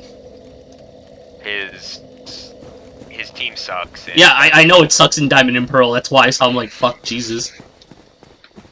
I hope they give them the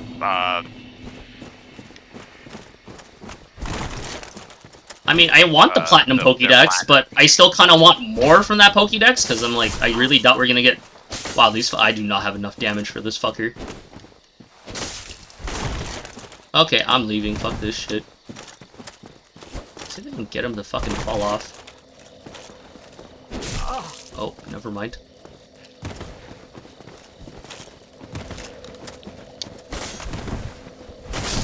That's fine, I don't care about dying now.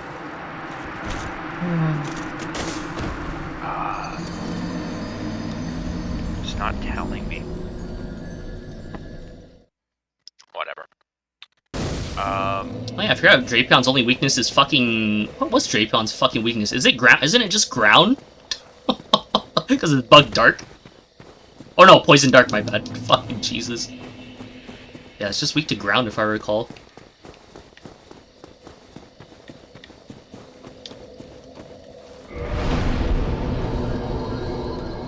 Where the fuck should I farm at the moment? Ah, fuck it. I'll try to kill the Hydra. Try. Oof.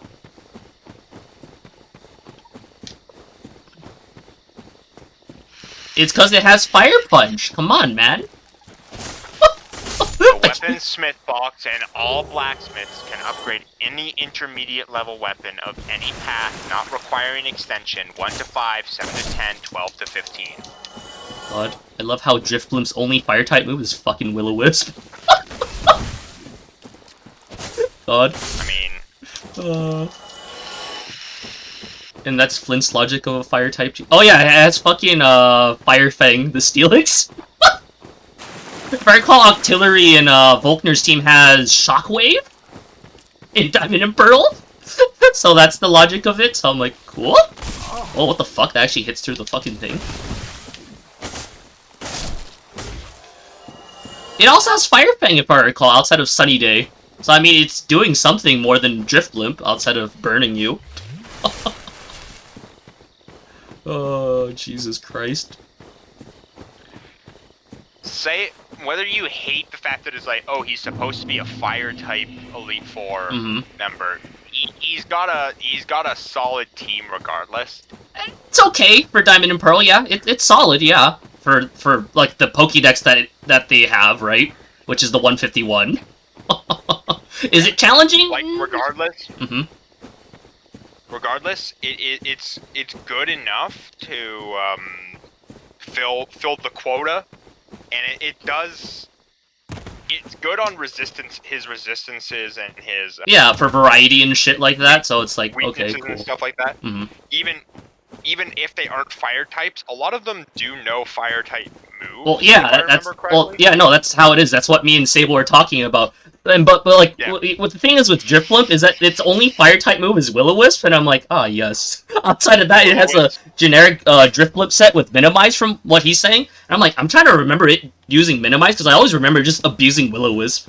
I actually thought it had Explosion. Will-O-Wisp is busted, so yeah. So I'm just like, okay, I guess that works for a fire type theme motherfucker. So I'm like, okay. Oh wait, I'm going to the Hydra. I want to quickly talk about Platinum Fantina and how Platinum Fantina is a roadblock for most underleveled teams. Oh, she will yeah. just fuck you. She will just fuck you up. Jeez. I swear. like hypnotize and all that shit. Mm-hmm. Like, she has a higher fucking accuracy on that than like you would have. Yeah. I swear to God. She must have, because she hits it like, yeah, it's 70%, but she hits it like 90%. Oh, 60% actually in Diamond and Pearl, the fuck? Huh. That Diamond and Pearl is like 90% of the time. Like, there's it also falls under my my philosophy of, if a move isn't 100% accurate, it's 50% accurate, because regardless, it's a coin flip. Yeah.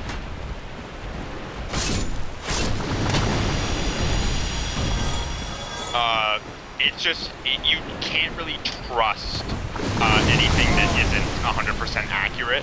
Was it Platinum? I thought it was fucking Heart Gold and Soul Silver that adjusted the hypnosis number, but who knows. Oh, goodness. Can we talk about how the worst sleep move is fucking Grass Whistle? Oh, that one? 55? Yeah. I used to run Grass Whistle on a Meganium just because it pissed one of my friends off that I always fucking hit it for some reason. There's like... I always hit it, and I knew I was being a shitter for using it. But that was the point. The point was to be a dickhead.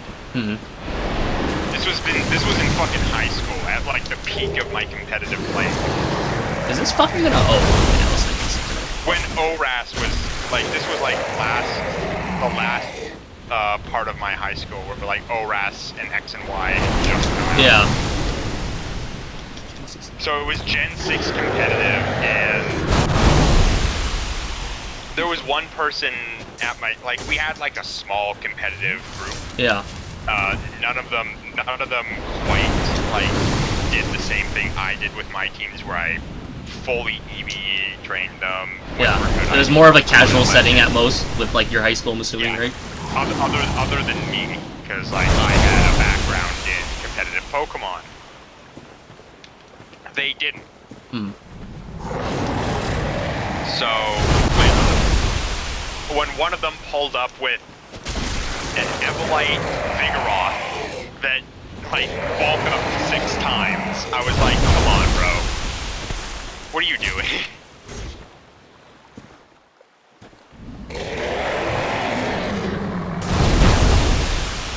I would purposely make my teams suboptimal because I didn't want to be that, like, the pub stomp guy. Yeah.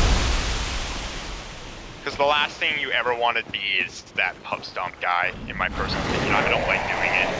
Oh. Like, I've showed up to Magic tournaments and unironically pub stomped, so you know, unintentionally pub stomped, because like I'll show up with my CEDH deck, and they just show up with their casual decks. And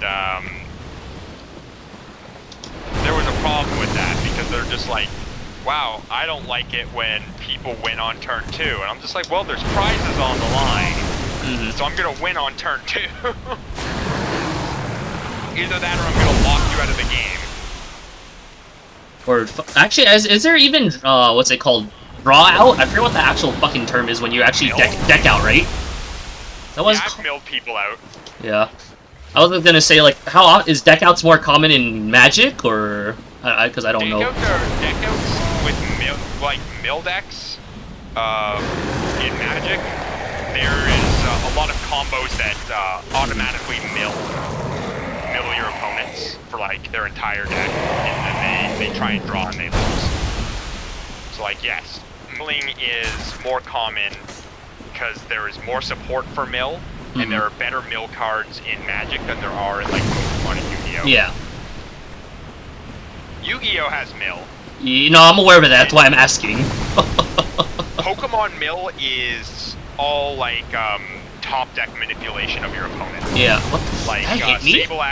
Sable actually used to play mill. But it was technically a mill deck. It was a control deck that used Trick Shovel to look at the top card of your opponent's library, choose whether you want to put it in, leave it on top of their library, leave it on top of their deck or put it in the graveyard. Why is this thing fucking projectile spamming? And that's basically how mill works in Pokemon. It's that kind of like top deck manipulation of your opponent. Wait, I killed it? Oh shit. I thought you had to kill all the heads for this piece of shit. Huh. Yeah, like Sable said, in the Pokemon card game, you need to, what you do is you make your opponent have garbage cards on top of their deck. Oh, also, are you human right now? No. I can if I want to. Go back to where, where you fought the Hydra and look, save and quit and look for a, look for a girl, right? Or the fucking golden motherfucker? Yeah, that's Dusk. Yeah. Oh, that's gonna be fucking fun dragging her out. Oh. I mean, you don't have to go to the DLC. Oh no, I mean, I'm fine with opening it. I'm not gonna go to it, because, I mean, what, if I recall, the recommended level's like 70? You can't even open the DLC right now. I can't? It's not over there. It's not over there. Oh yeah, because of the Duke's Archives, I forget that, yeah. It's not over there. That's where you go to the DLC. You have to go to just the shore where you fought the Hydra, and she should have a summon sign in the water. Or on the ground. Oh? Around the shore. I don't see no summon sign. If not, then you need to be human to access your summon sign. Oh, yeah, no, you have to be human. You have to have humanity. It's like with the Solaire and all that other crap, yeah. Yeah. Oh, you were talking about some other shit. I was like, wait, what? No, we're looking for a summon sign on the ground. Yeah. I forget whether it's on the shore, just around the water. It's near the shore. It's near the shore. Yeah. We had that last time. Or some shit like that, so I was like, oh, okay. Oh, there is a bonfire here. It's like near the dragon area. I forget what the fuck it's called. You know, I can't open the fucking gate, so I'm like, fun. I thought there was a bonfire further down here. Yeah, that's why I'm going down here. Yeah. It leads to the Valley of Drakes. Yeah, right here. So yeah, that's why I was mentioning the dragon area, because I was like, fuck. Forgot, did I? Oh yeah, I already lit this motherfucker once. Yeah, you want to become human at that bonfire, right? I mean, do I really need to be human to like deal with her or to interact with her as a summon sign? Like, or do I need to?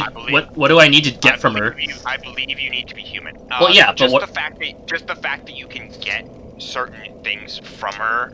Oh, yeah, that's fine then. Just to unlock her as a merchant. Yeah. Okay. Where is humanity? Use it. You have a lot of humanity, actually. Reverse Halloween, right? Yeah. Oh, goodness. Wow, the Hydra barely gives fucking any fucking, holy shit. Souls, yeah. But But like back to the whole like Pokemon, Yu-Gi-Oh, Magic Mill.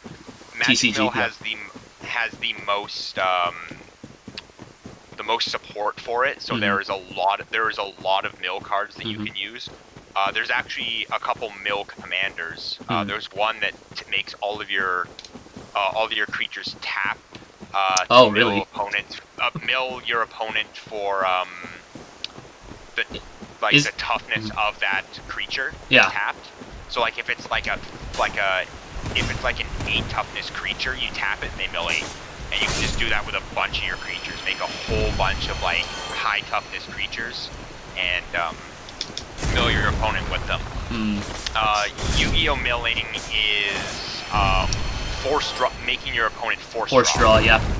That's usually what my friends, or one of my friends occasionally plays, but he plays whatever. He plays a lot of rogue decks. That's what he told me it was called. I was like, oh, cool. That's what I tend to do when I play Yu-Gi-Oh! If I play Yu-Gi-Oh!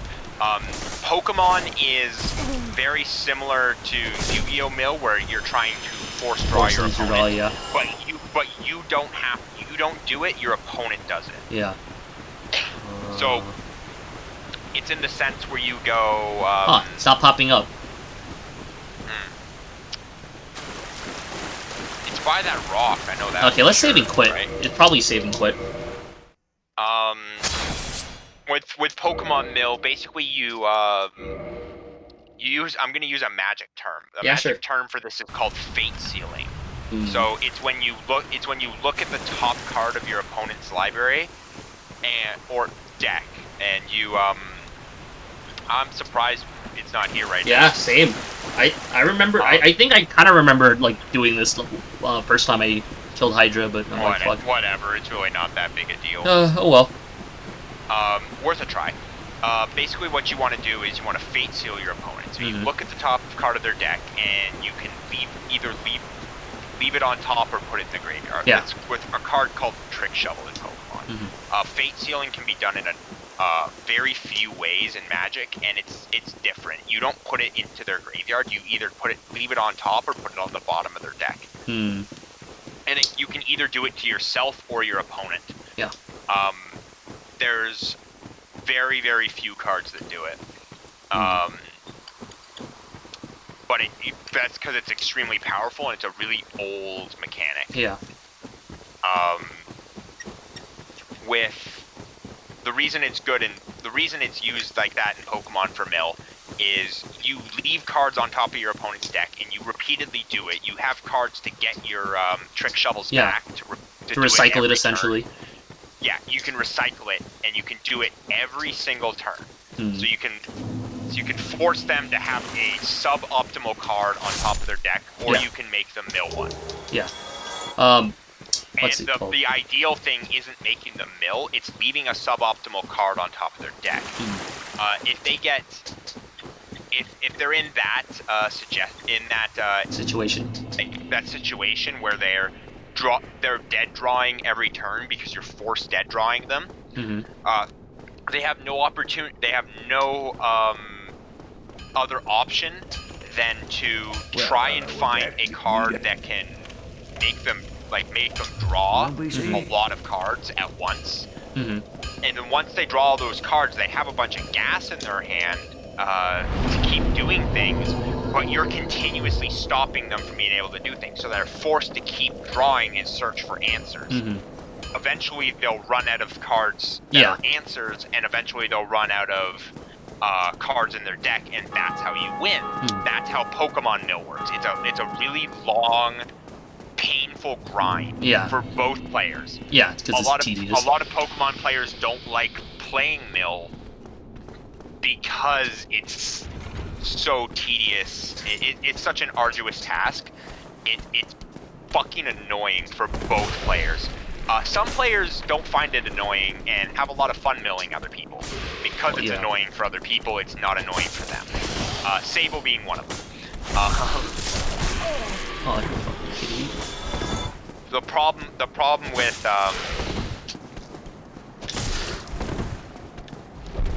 dude, you can pop into voice at any time. Yeah. The O.C.D.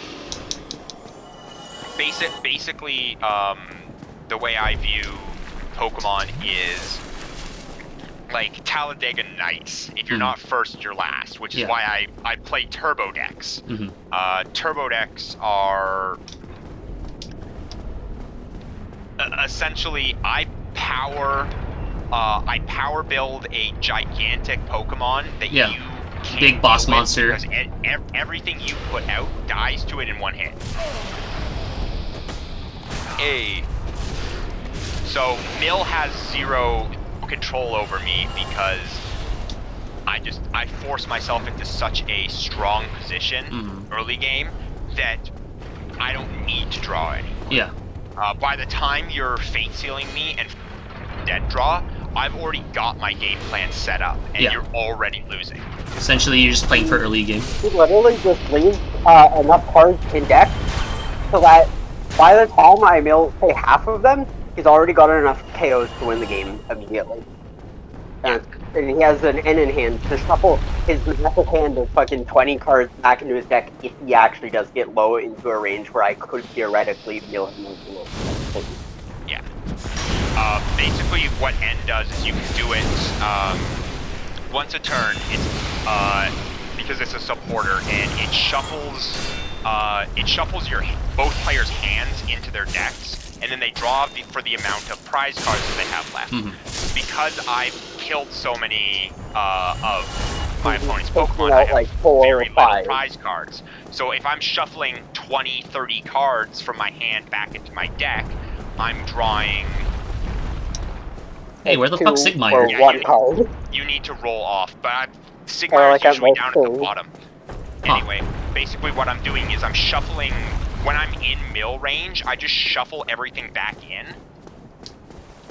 And now I have basically a full deck. I guess he's not here. You missed your chance. Yeah, I guess so. I don't know. I'm like, the fuck? I saw him earlier. All that matters at that point when he shuffles back in is that he has at least 1 to 2 attackers that can viably just fucking hit for lethal. That's pretty which isn't very hard. Because he's just literally battle an entire deck on turn 1. Yeah, that's kind of how it goes.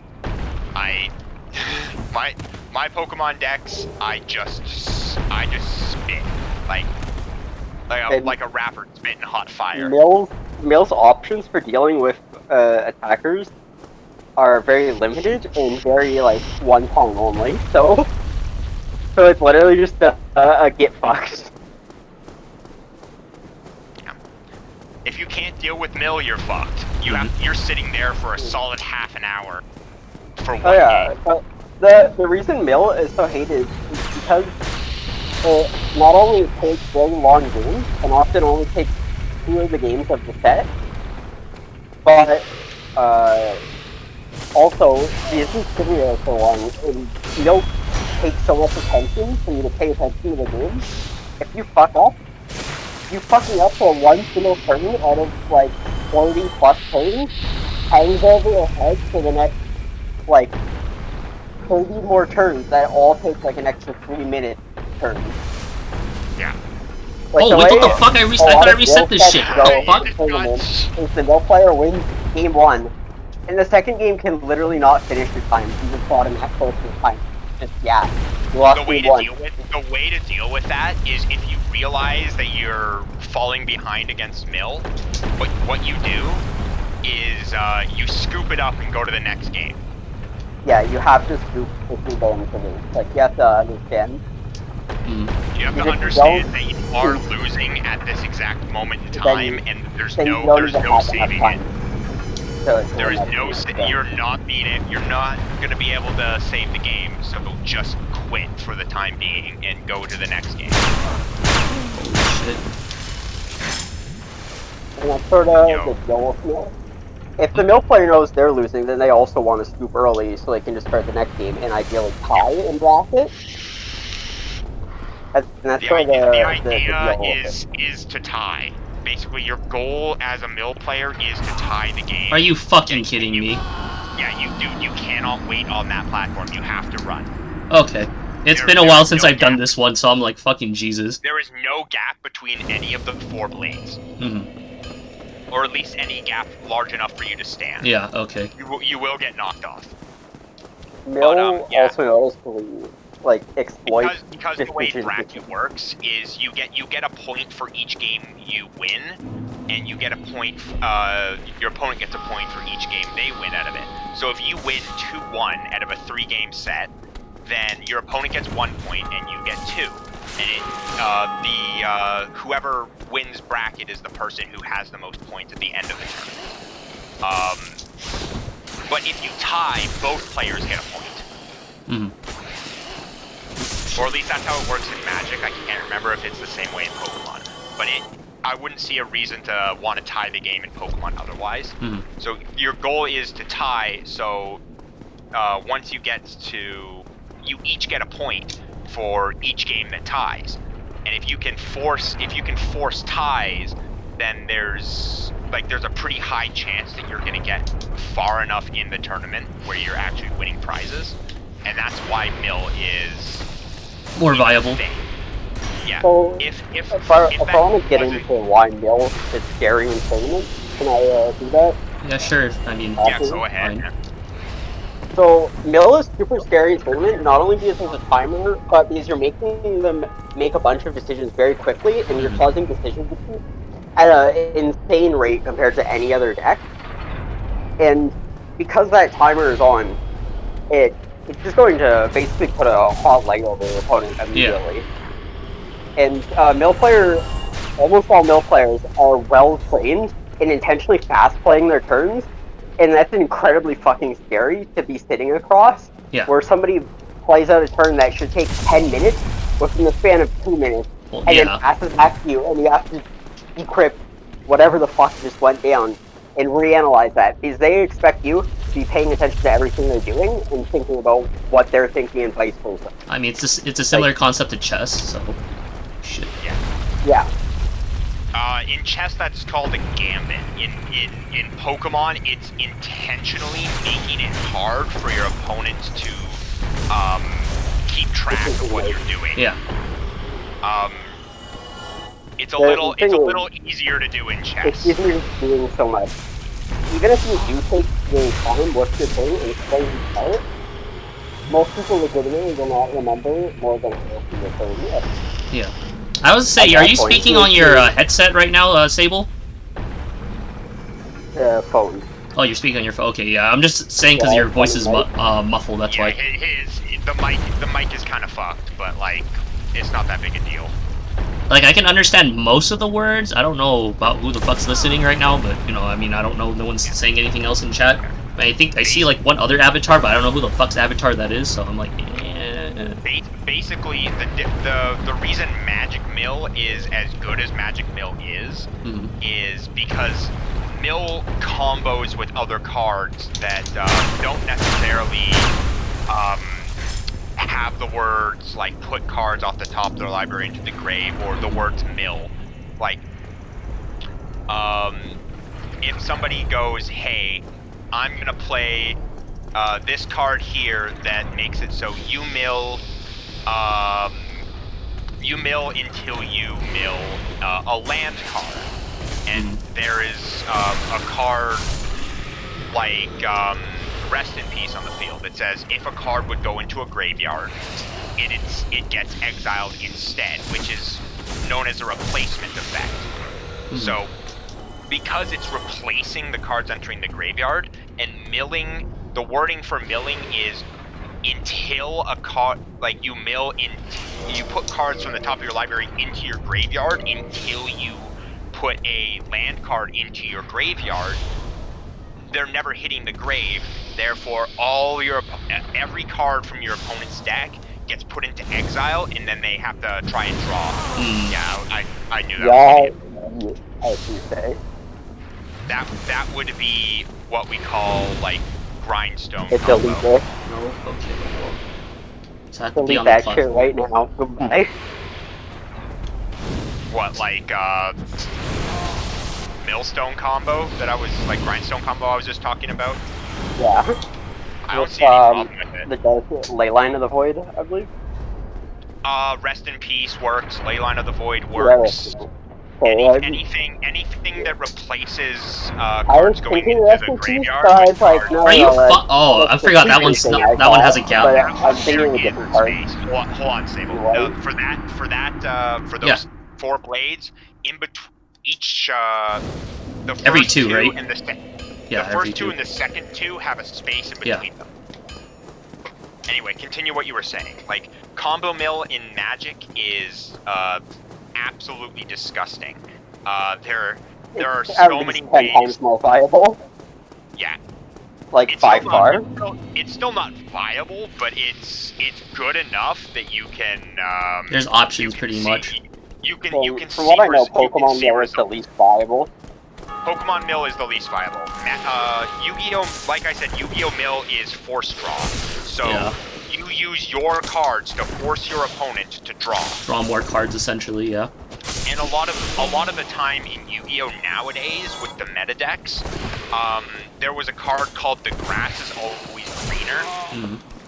And what it does is you mill cards equal to a chosen number, and you usually have a graveyard style deck, where in this case you're not forcing your opponent to deck out.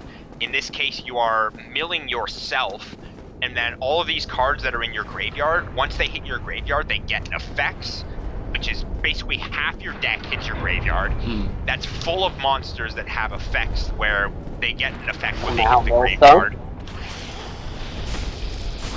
So, like, for example, the Infernity archetype in Yu-Gi-Oh!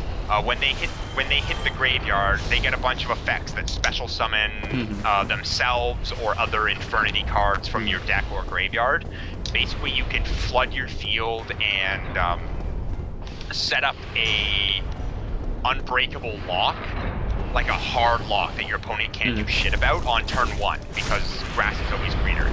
Yeah.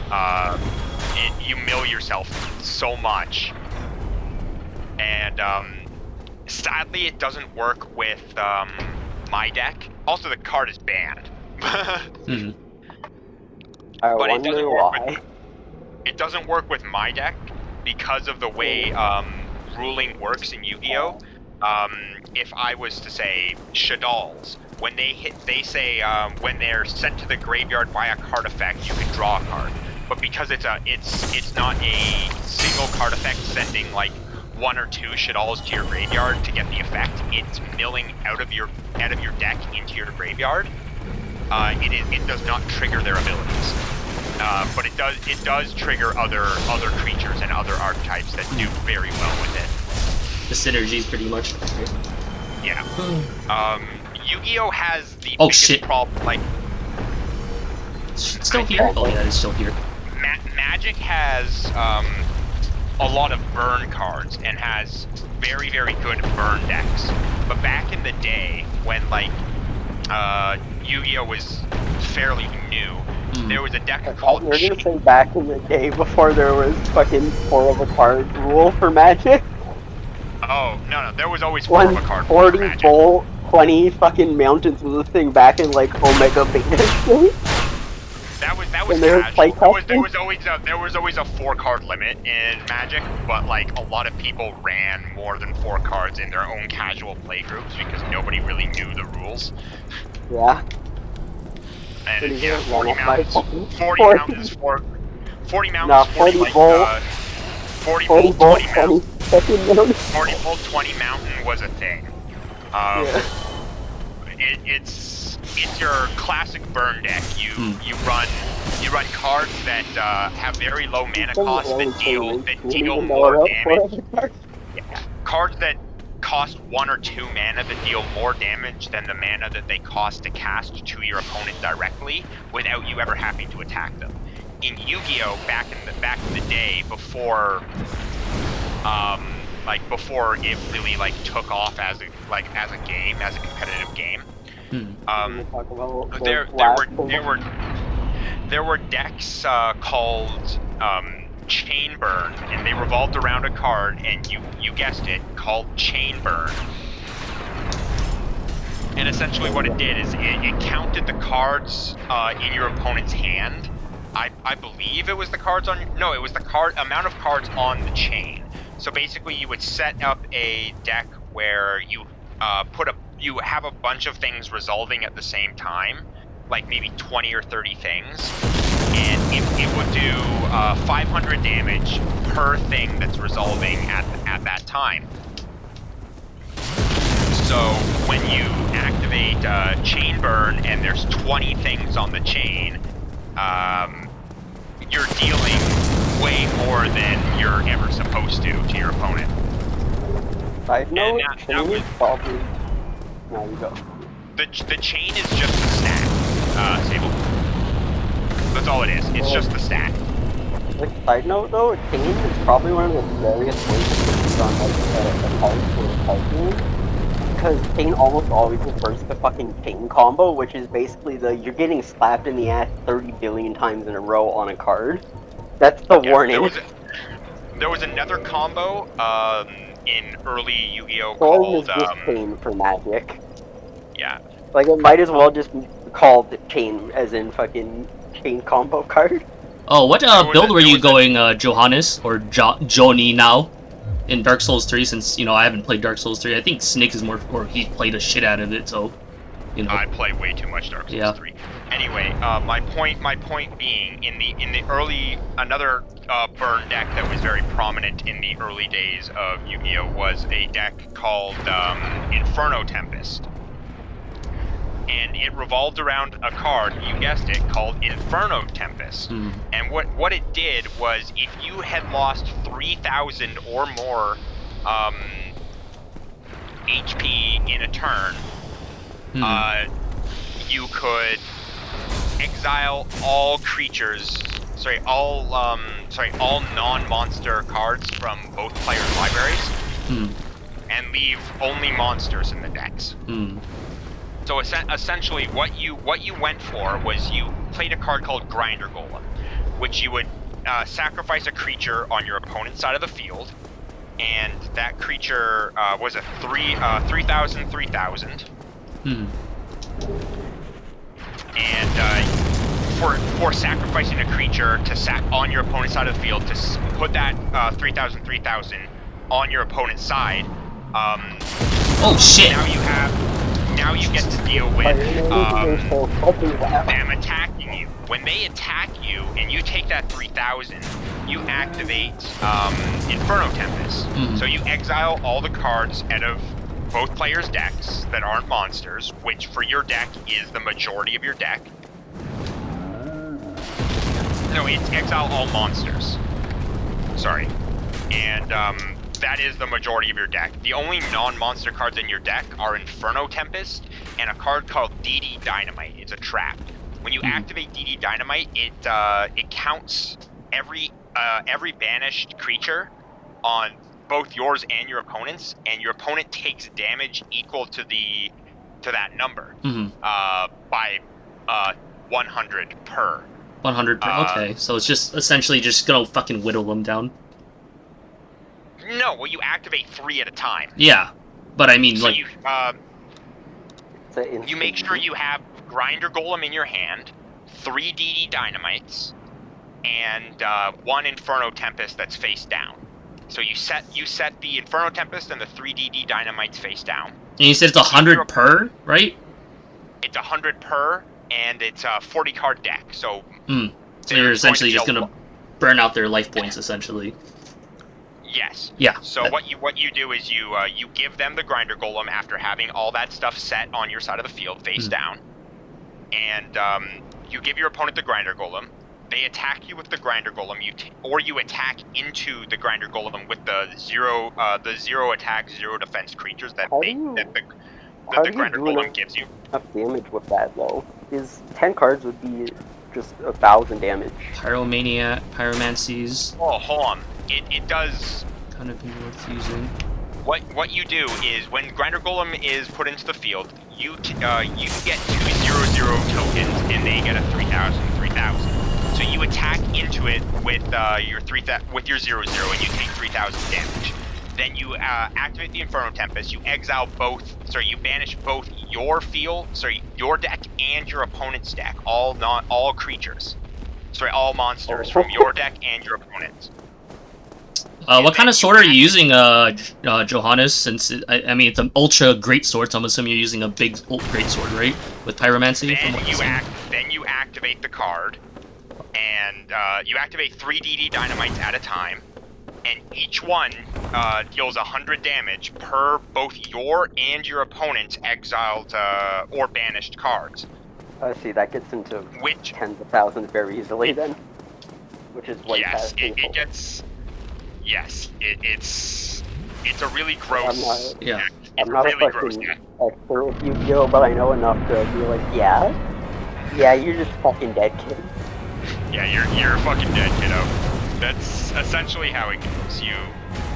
Burn is, in the early days of Yu-Gi-Oh, was a very, very prominent thing that you had to deal with, and everybody hated it. What the fuck just threw fire at me? The fuck? Oh shit! Oh! I fucking hate those giants. Combo is so fucking funny. They're just like, yeah, you're dead. All new Yu-Gi-Oh is I combo you, you die. Yeah, but the combos aren't fun if they actually like just how everything is. Yeah, like Yu-Gi-Oh nowadays is you set up a combo that wins you the game on turn 1, or you set up a combo that locks the game so that nobody but you can win on turn 1. How do I get to that giant exactly? I just have to go to the back. That's just so. Yeah, you have to. There's no. You know where the boss door is? The what? Are you talking about the giant that throws bombs into the boss fight? Yeah, that one. Yeah, that's at the. Where the boss fight door is. You go up the stairs around the back. Okay. And that's where he is. Thought it was the other way. I like table games because, you know, it's almost all just like lead up to bullshit. Or even like by turn 1, just by you flipping up a Sableye or your Trubbish, they fucking know that if they don't use their Shaman in like their first fucking turn, they're never using any of their Pokemon of ability ever again for the rest of the match. And they just go through that fucking paranoid scramble trying to figure out whether or not they want to draw fucking half their deck or not. That's how Garbodor works. And they're on literally like a 2-minute timer for their turn to decide like, oh yeah, do I want to make this decision that can literally instantly win or lose me the game, but not even a guaranteed win, but can be a guaranteed loss. Yes. I would say I think it might be because of your build, like, Johannes. That's why you're doing so little damage. Oh shit. The vibe check for them. Yeah. And that's without even you doing anything. That's just with you flipping up and revealing your starting Pokemon. You don't even have to play a card. A lot of card games nowadays are, I play card, vibe check. You didn't pass the vibe check, you die. Yeah, you can fuck up the vibe check, but still come back. But, like... I know you don't know a whole lot about Yu-Gi-Oh, but you've seen my, my competitive deck, and you know it's some kind of shit. Yeah. What I don't like with how fucking card games are going is they're making it so that there's like solid, you should just play this or you should just not play this answers. Card the idea of vagueness and fucked up mind games where it's completely vague and up in the air is so much better because you get way more damage. They've become heavily pushed for faster games, and then when players figure out a way to break the game and make it way faster than the developers intended, they start getting pissy. Like the developers, specifically Yu-Gi-Oh. Again, I'm using Yu-Gi-Oh as an example. When people, when Konami goes, hey, we want to make a card game that's fast and very combo heavy, and then they didn't properly test every single combo that the game could possibly have, and players found out all the combos that they couldn't find, and those combos break the game to a point where it's not the way it was intended by the developers. They start getting pissy. Konami is extremely, for lack of a better term, petty. Yeah. So, if the game Oh shit, I'm dead. If the game doesn't play the game Konami wants it to, they will alter the game through ban lists and card printings to make it fit their agenda. This is why they only like Pachinko nowadays. You can't fuck with Pachinko. You can't feed in it. It's not impossible. Pretty much. Well, thank God that was only a second attempt. You can take your money better. It's funny because the reason Kojima got fired was because Kojima wanted to go towards more towards like the games that he wants to make, like Metal Gear and Death Stranding and all that shit.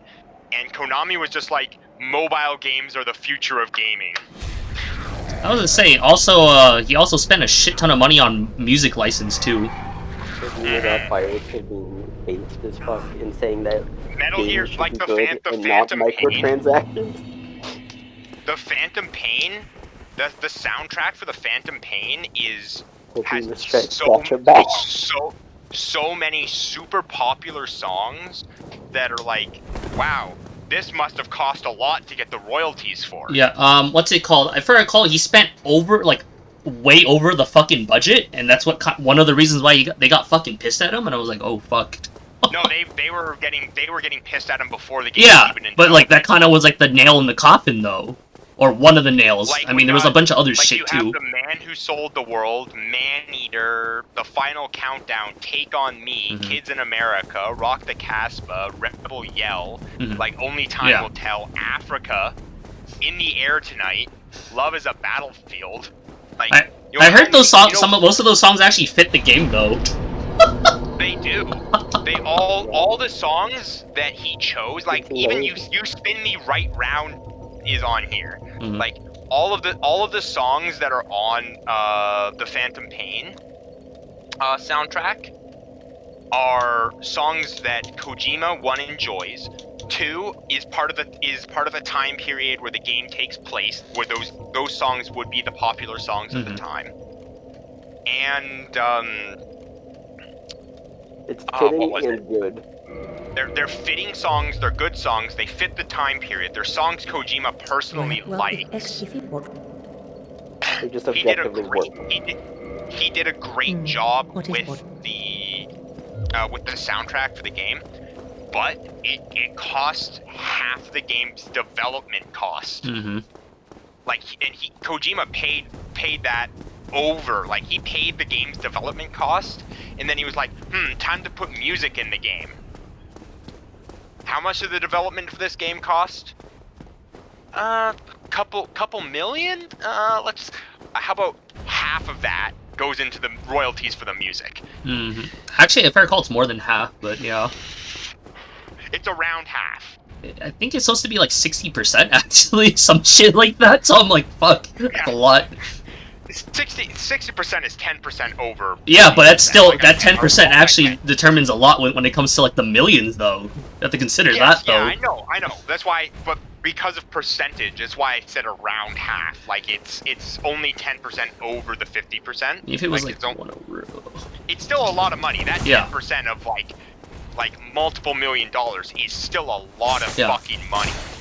But it's still close to half of the amount that the game costs to make.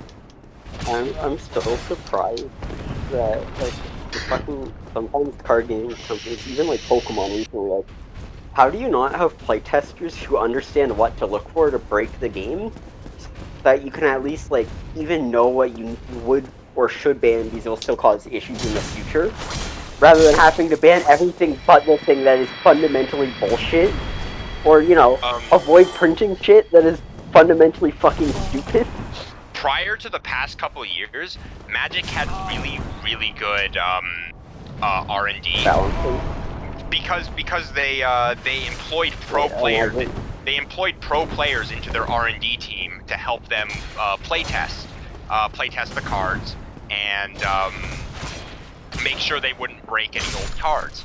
What what they didn't realize is once they got to a point where they're just like, there's too big of a card pool in the older formats, even like including Commander.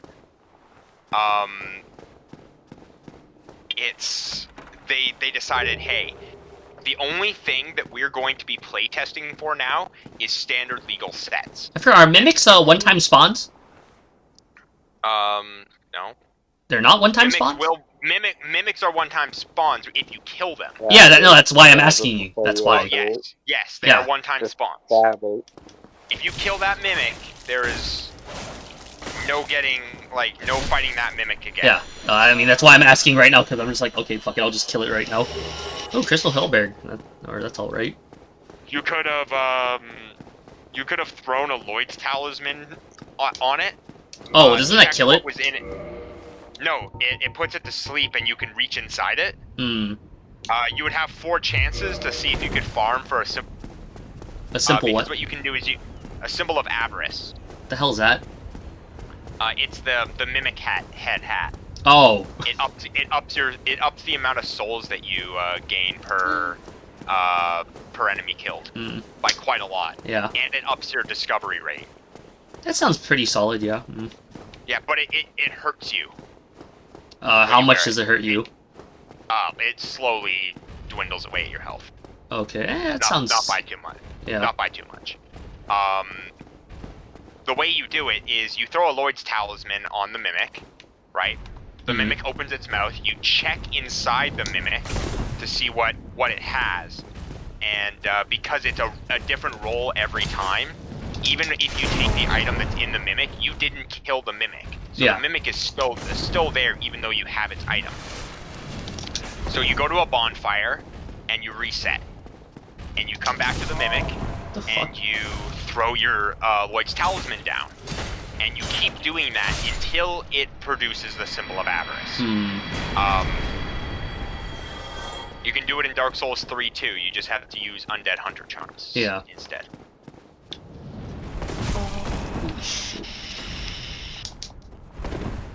They got big boy range. Yeah, I remember. Touch on for like fucking why you need people to actually know what the fuck they're doing when testing shit is because like when you're coming up with new ideas for the game and you're not like super into the meta, a lot of shit you're going to come up with as a casual is going to be stuff that's going to be busted because busted stuff is fun, right? Yeah, well, so you're going to think of something fundamentally unbalanced.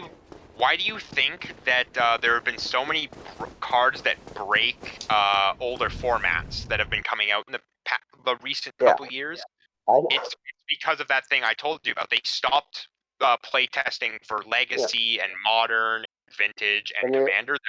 They only playtest. Let me get into the process, though, of what happens in those playtesting where they have something that's fundamentally unbalanced.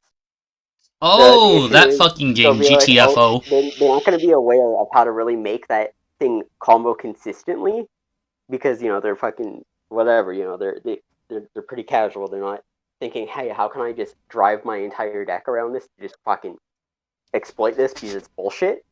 This is why so Magic has kind of toss it in willy-nilly and be like, okay, well, if I get it, it really helps me out a lot and tends to win me the game, but that's fine.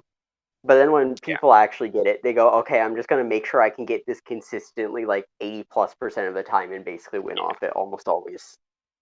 Magic, this is why Magic, and I will always say Magic has the best R&D, or had the best R&D in any TCG. It's because they hire pro players to test the cards. Shout out to Pokemon printing an infinite combo using literally 2 cards in the same set. Shout out to Pokemon. Trump card, yes. Just so I can infinitely reuse my entire fucking deck every turn combo. Shoutouts to Pokemon thinking double Lucamine is some broken combo. My favorite shit was the issue was that was in standard that it was the issue. Since Wailord and Magikarp was literally just insta-copying everybody. The standard was so slow, and they would just fucking control loop with bullshit. Oh. And then they Hey, don't ban it in I standard. They don't ban think it in I don't expanded think where Jester it's knows useless. about this. So let me enlighten you. There's Yeah. a card in Pokemon that got banned in all formats, even the ones that it wasn't affecting, because it affected standard too much. They printed a card called Lusamine, and what it does is when you cast, you can only play one supporter a turn. It's a supporter. Yeah. So you play it for your supporter for turn, and you can return up to 2 supporters or stadiums from your graveyard to your hand. Any combination of. And any combination of. So you can return a supporter and a stadium, or you can return 2 supporters or 2 stadiums. What you do is you return any other supporter and another Lusamine from your graveyard, because it doesn't say any supporter other than Lusamine. So every other turn, you're activating a Lusamine and cycling a supporter and Lusamine into your hand. And putting the old Lusamine into your graveyard, and then you use the supporter that wasn't Lusamine on the next turn, and then the following turn you Lusamine, and you get both the old Lusamine, the first one that you used, to grab the the one that was in your graveyard originally. So essentially, you're just constantly recycling, right? Use it to micro. It's a constant recycle. All your supporters, so you can consistently have them. It's so unbelievably slow. I ran it in my turbo really deck because by you playing Lusamine, you're not affecting the board, and therefore you're getting fucked by your opponent that turn. The reason I ran it in my Turbo Darkrai deck was because I always had a board presence when I started using it, when I started using the loop. Exactly. It was basically so I had infinite resources and I could never run out of... did they fix the puzzles in GTFO, by the way, Johannes, or no? Because I heard the puzzles when the game first launched in early access was really shitty. Playing one Lusamine in a game seriously. I do know one game you literally fucking... that was in the you intentionally Lusamine looped as a meme. Yeah. But, like, that was intentionally unviable, and you could have literally won in that turn anyway, and you were just fucking with me. Yeah, that was kind of the goal there. Was to be like, hey, this is a fun combo, right? Just Lamau, let's both not deck out. Because I was on, like, 2 cards left in my deck or some shit, so I had to force I made you deck out by doing it. I made you deck out by doing it because you couldn't recycle anymore. I was just like, I'm killing you and taking my last prize card. Attack and stabilize to recycle shit. And you kept, like, you got rid of my puzzles to stop me from... Oh, no, Johannes, I mean, did they make the puzzles more complicated outside of just, like, if I recall, when the game first came out, it was really simple puzzle solving? I mean, I know it's still in early access. What game is this? GTFO. It's a cooperative, shooting game with zombies and shit and puzzles. So I was like, oh, I thought it was sounded interesting. What's it called? GTFO. I think it's something get the fuck out. Ah, okay. There's a chest down there, I believe. Yeah, that's why I was checking it. I was like, huh. Oh, is it? Oh. The only fucking reason Lusamine was good in Standard was because Standard is so slow you can't consistently even get a fucking supporter to draw cards per turn. Yeah. So it's legitimately better to waste a fucking supporter every other turn to consistently get a supporter that can actually help you draw cards. You can use every other turn, yeah. To fucking...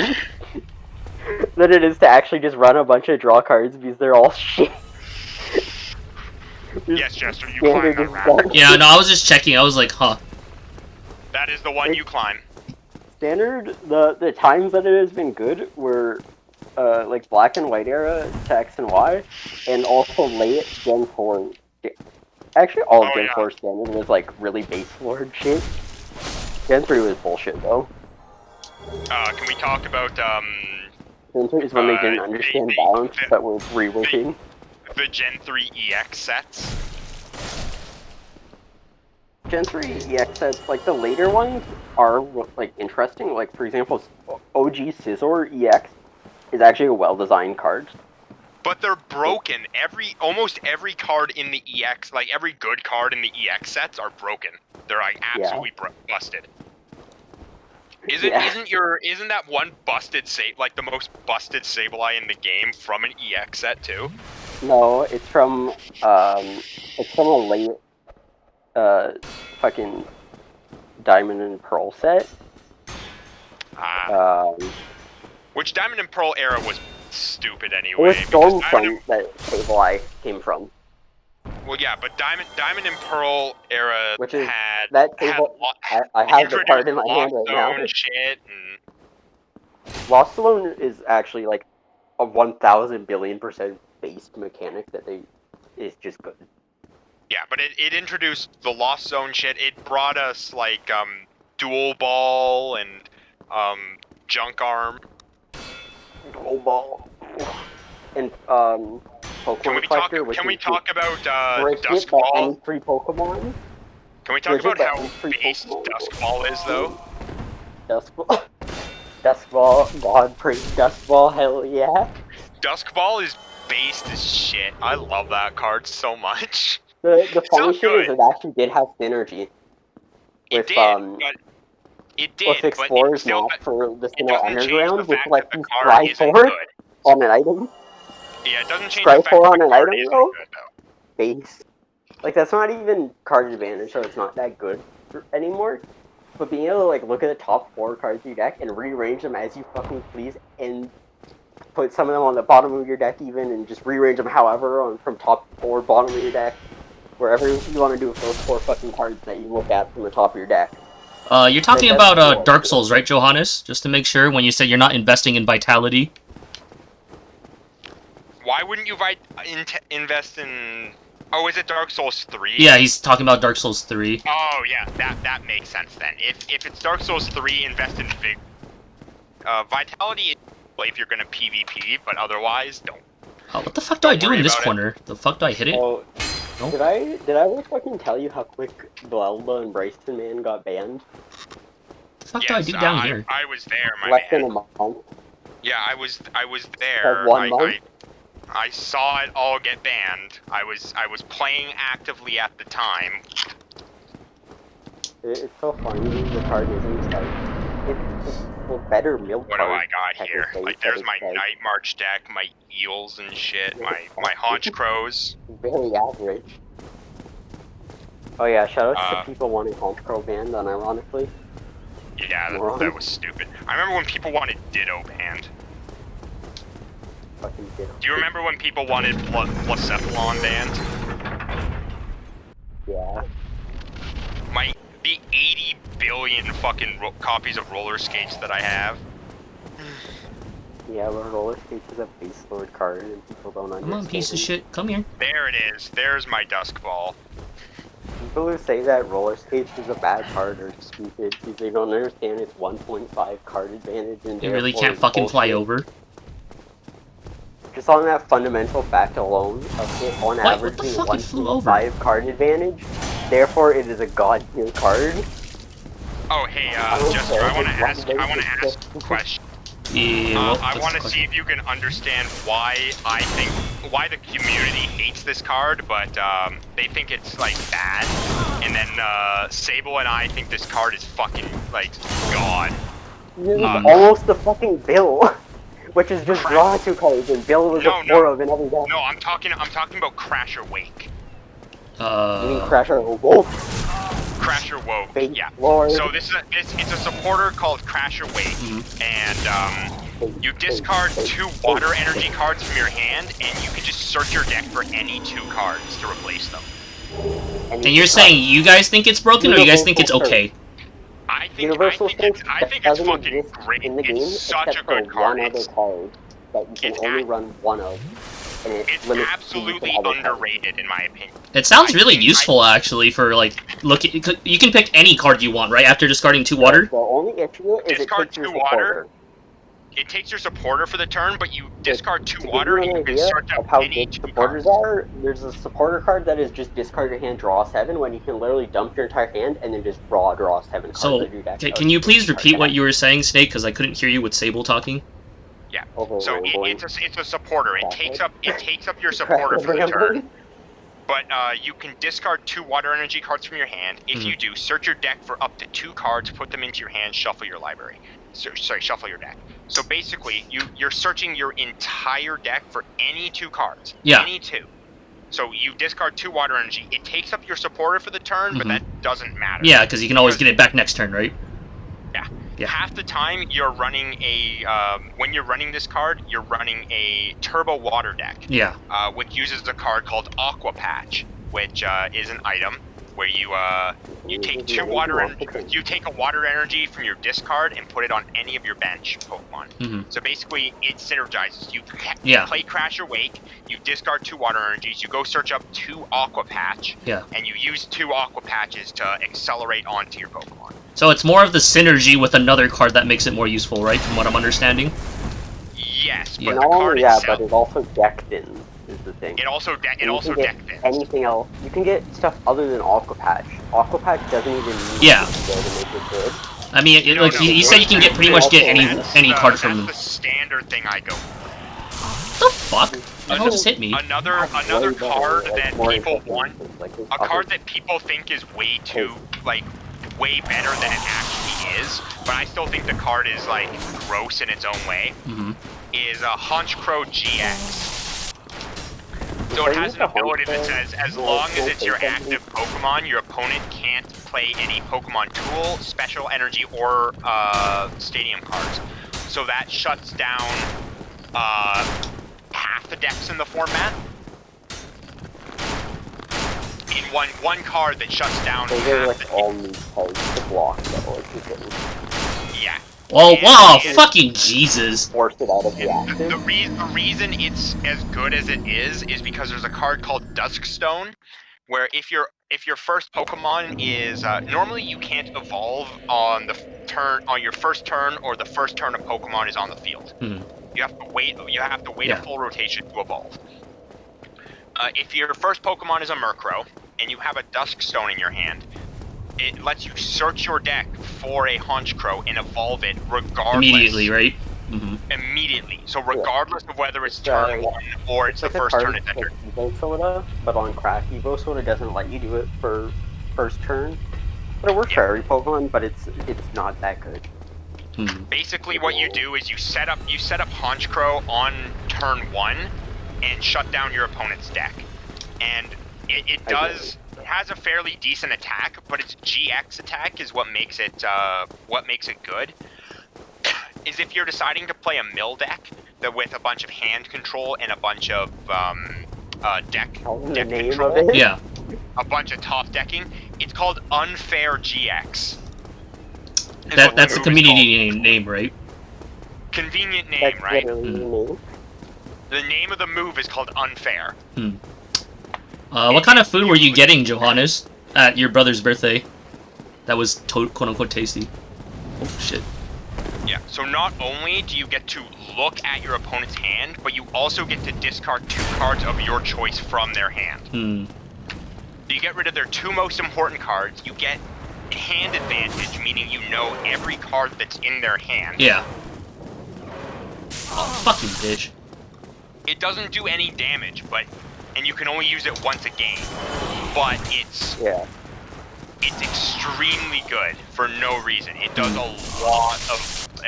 lot of work. Yeah, for one card essentially. Fucking them over for on average, let's say you're 1 at to that 3 point, turns. the deck revolves around you using the card Trick Shovel that we were talking about earlier, right? Yeah, it's just a bite back in standard.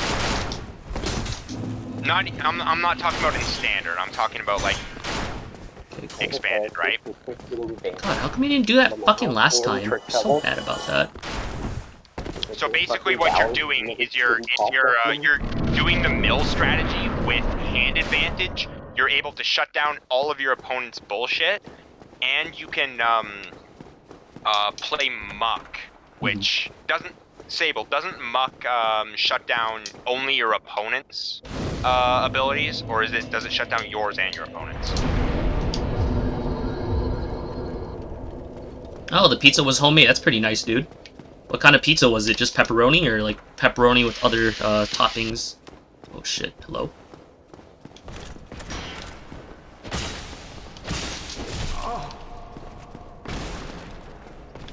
Oh, fuck. You stop, homeboy? Fucking Jesus. I don't know what happened to Sable. Maybe his internet, I'm assuming. I mean, but yeah, he's still in the call. I don't... It's probably Discord being stupid, where it kind of like disconnects someone from the call, but they're still connected. They can't hear us, and we can't hear them. There he goes. Happens a lot on Discord, which I fucking hate about this go. application. Did you hear my question? I don't think he did. Most likely not. Oh, I like out, please. Yeah. Does Muck remove just your opponent's abilities, or both yours and your opponent's? I can't remember. Actually, only basic Pokemon abilities for everybody. Okay.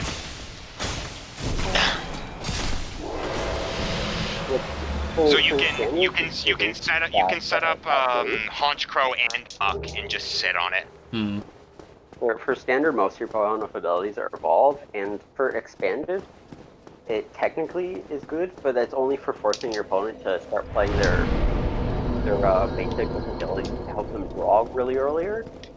It puts them in the same deal that like Stable Guard puts them, where they're told, hey, do you want to, how many of your Pokemon do you want to use to draw extra cards during the start of the game, and commit to that, basically, because you're not going to likely use them for the rest of the game afterwards if the other Pokemon keep that shit up. Is the Honchcrow player likely going to put up another muck so you can't fight taking them out in time. What the fuck? And I kebabs can't do sound pretty remember. good right now. I mean, I mostly eat chicken or fish kebabs. Oof.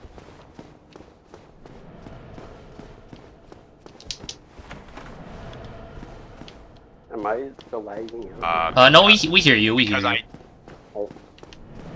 Because I remember, I know Snuggly does something with sunlight medals, and you just got you got 3 sunlight medals. Yeah. It's the one where I just roll into, right? Yeah. Yeah. Yeah. That takes you down. There is a Mimic down there. There's only one Mimic. And there's like Havel's armor, if I recall. The Mimic is the lone chest. Yeah. And the reason this also has an occult club, which is going to help you a lot with. That's the Mimic. Yeah. Right there, the one that No, I was just seeing if there's any other enemies. I thought there was other enemies in this area. Fuck. Guess not. What I really want to fucking say about, like, what I think is super funny about people saying Crasher Wake is bad is people know that, like, Twins and Teammates are good cards, right? Oh yeah. And I would consider Sunlight, Teammates not way have more. any use for this sunlight metal Snuggly.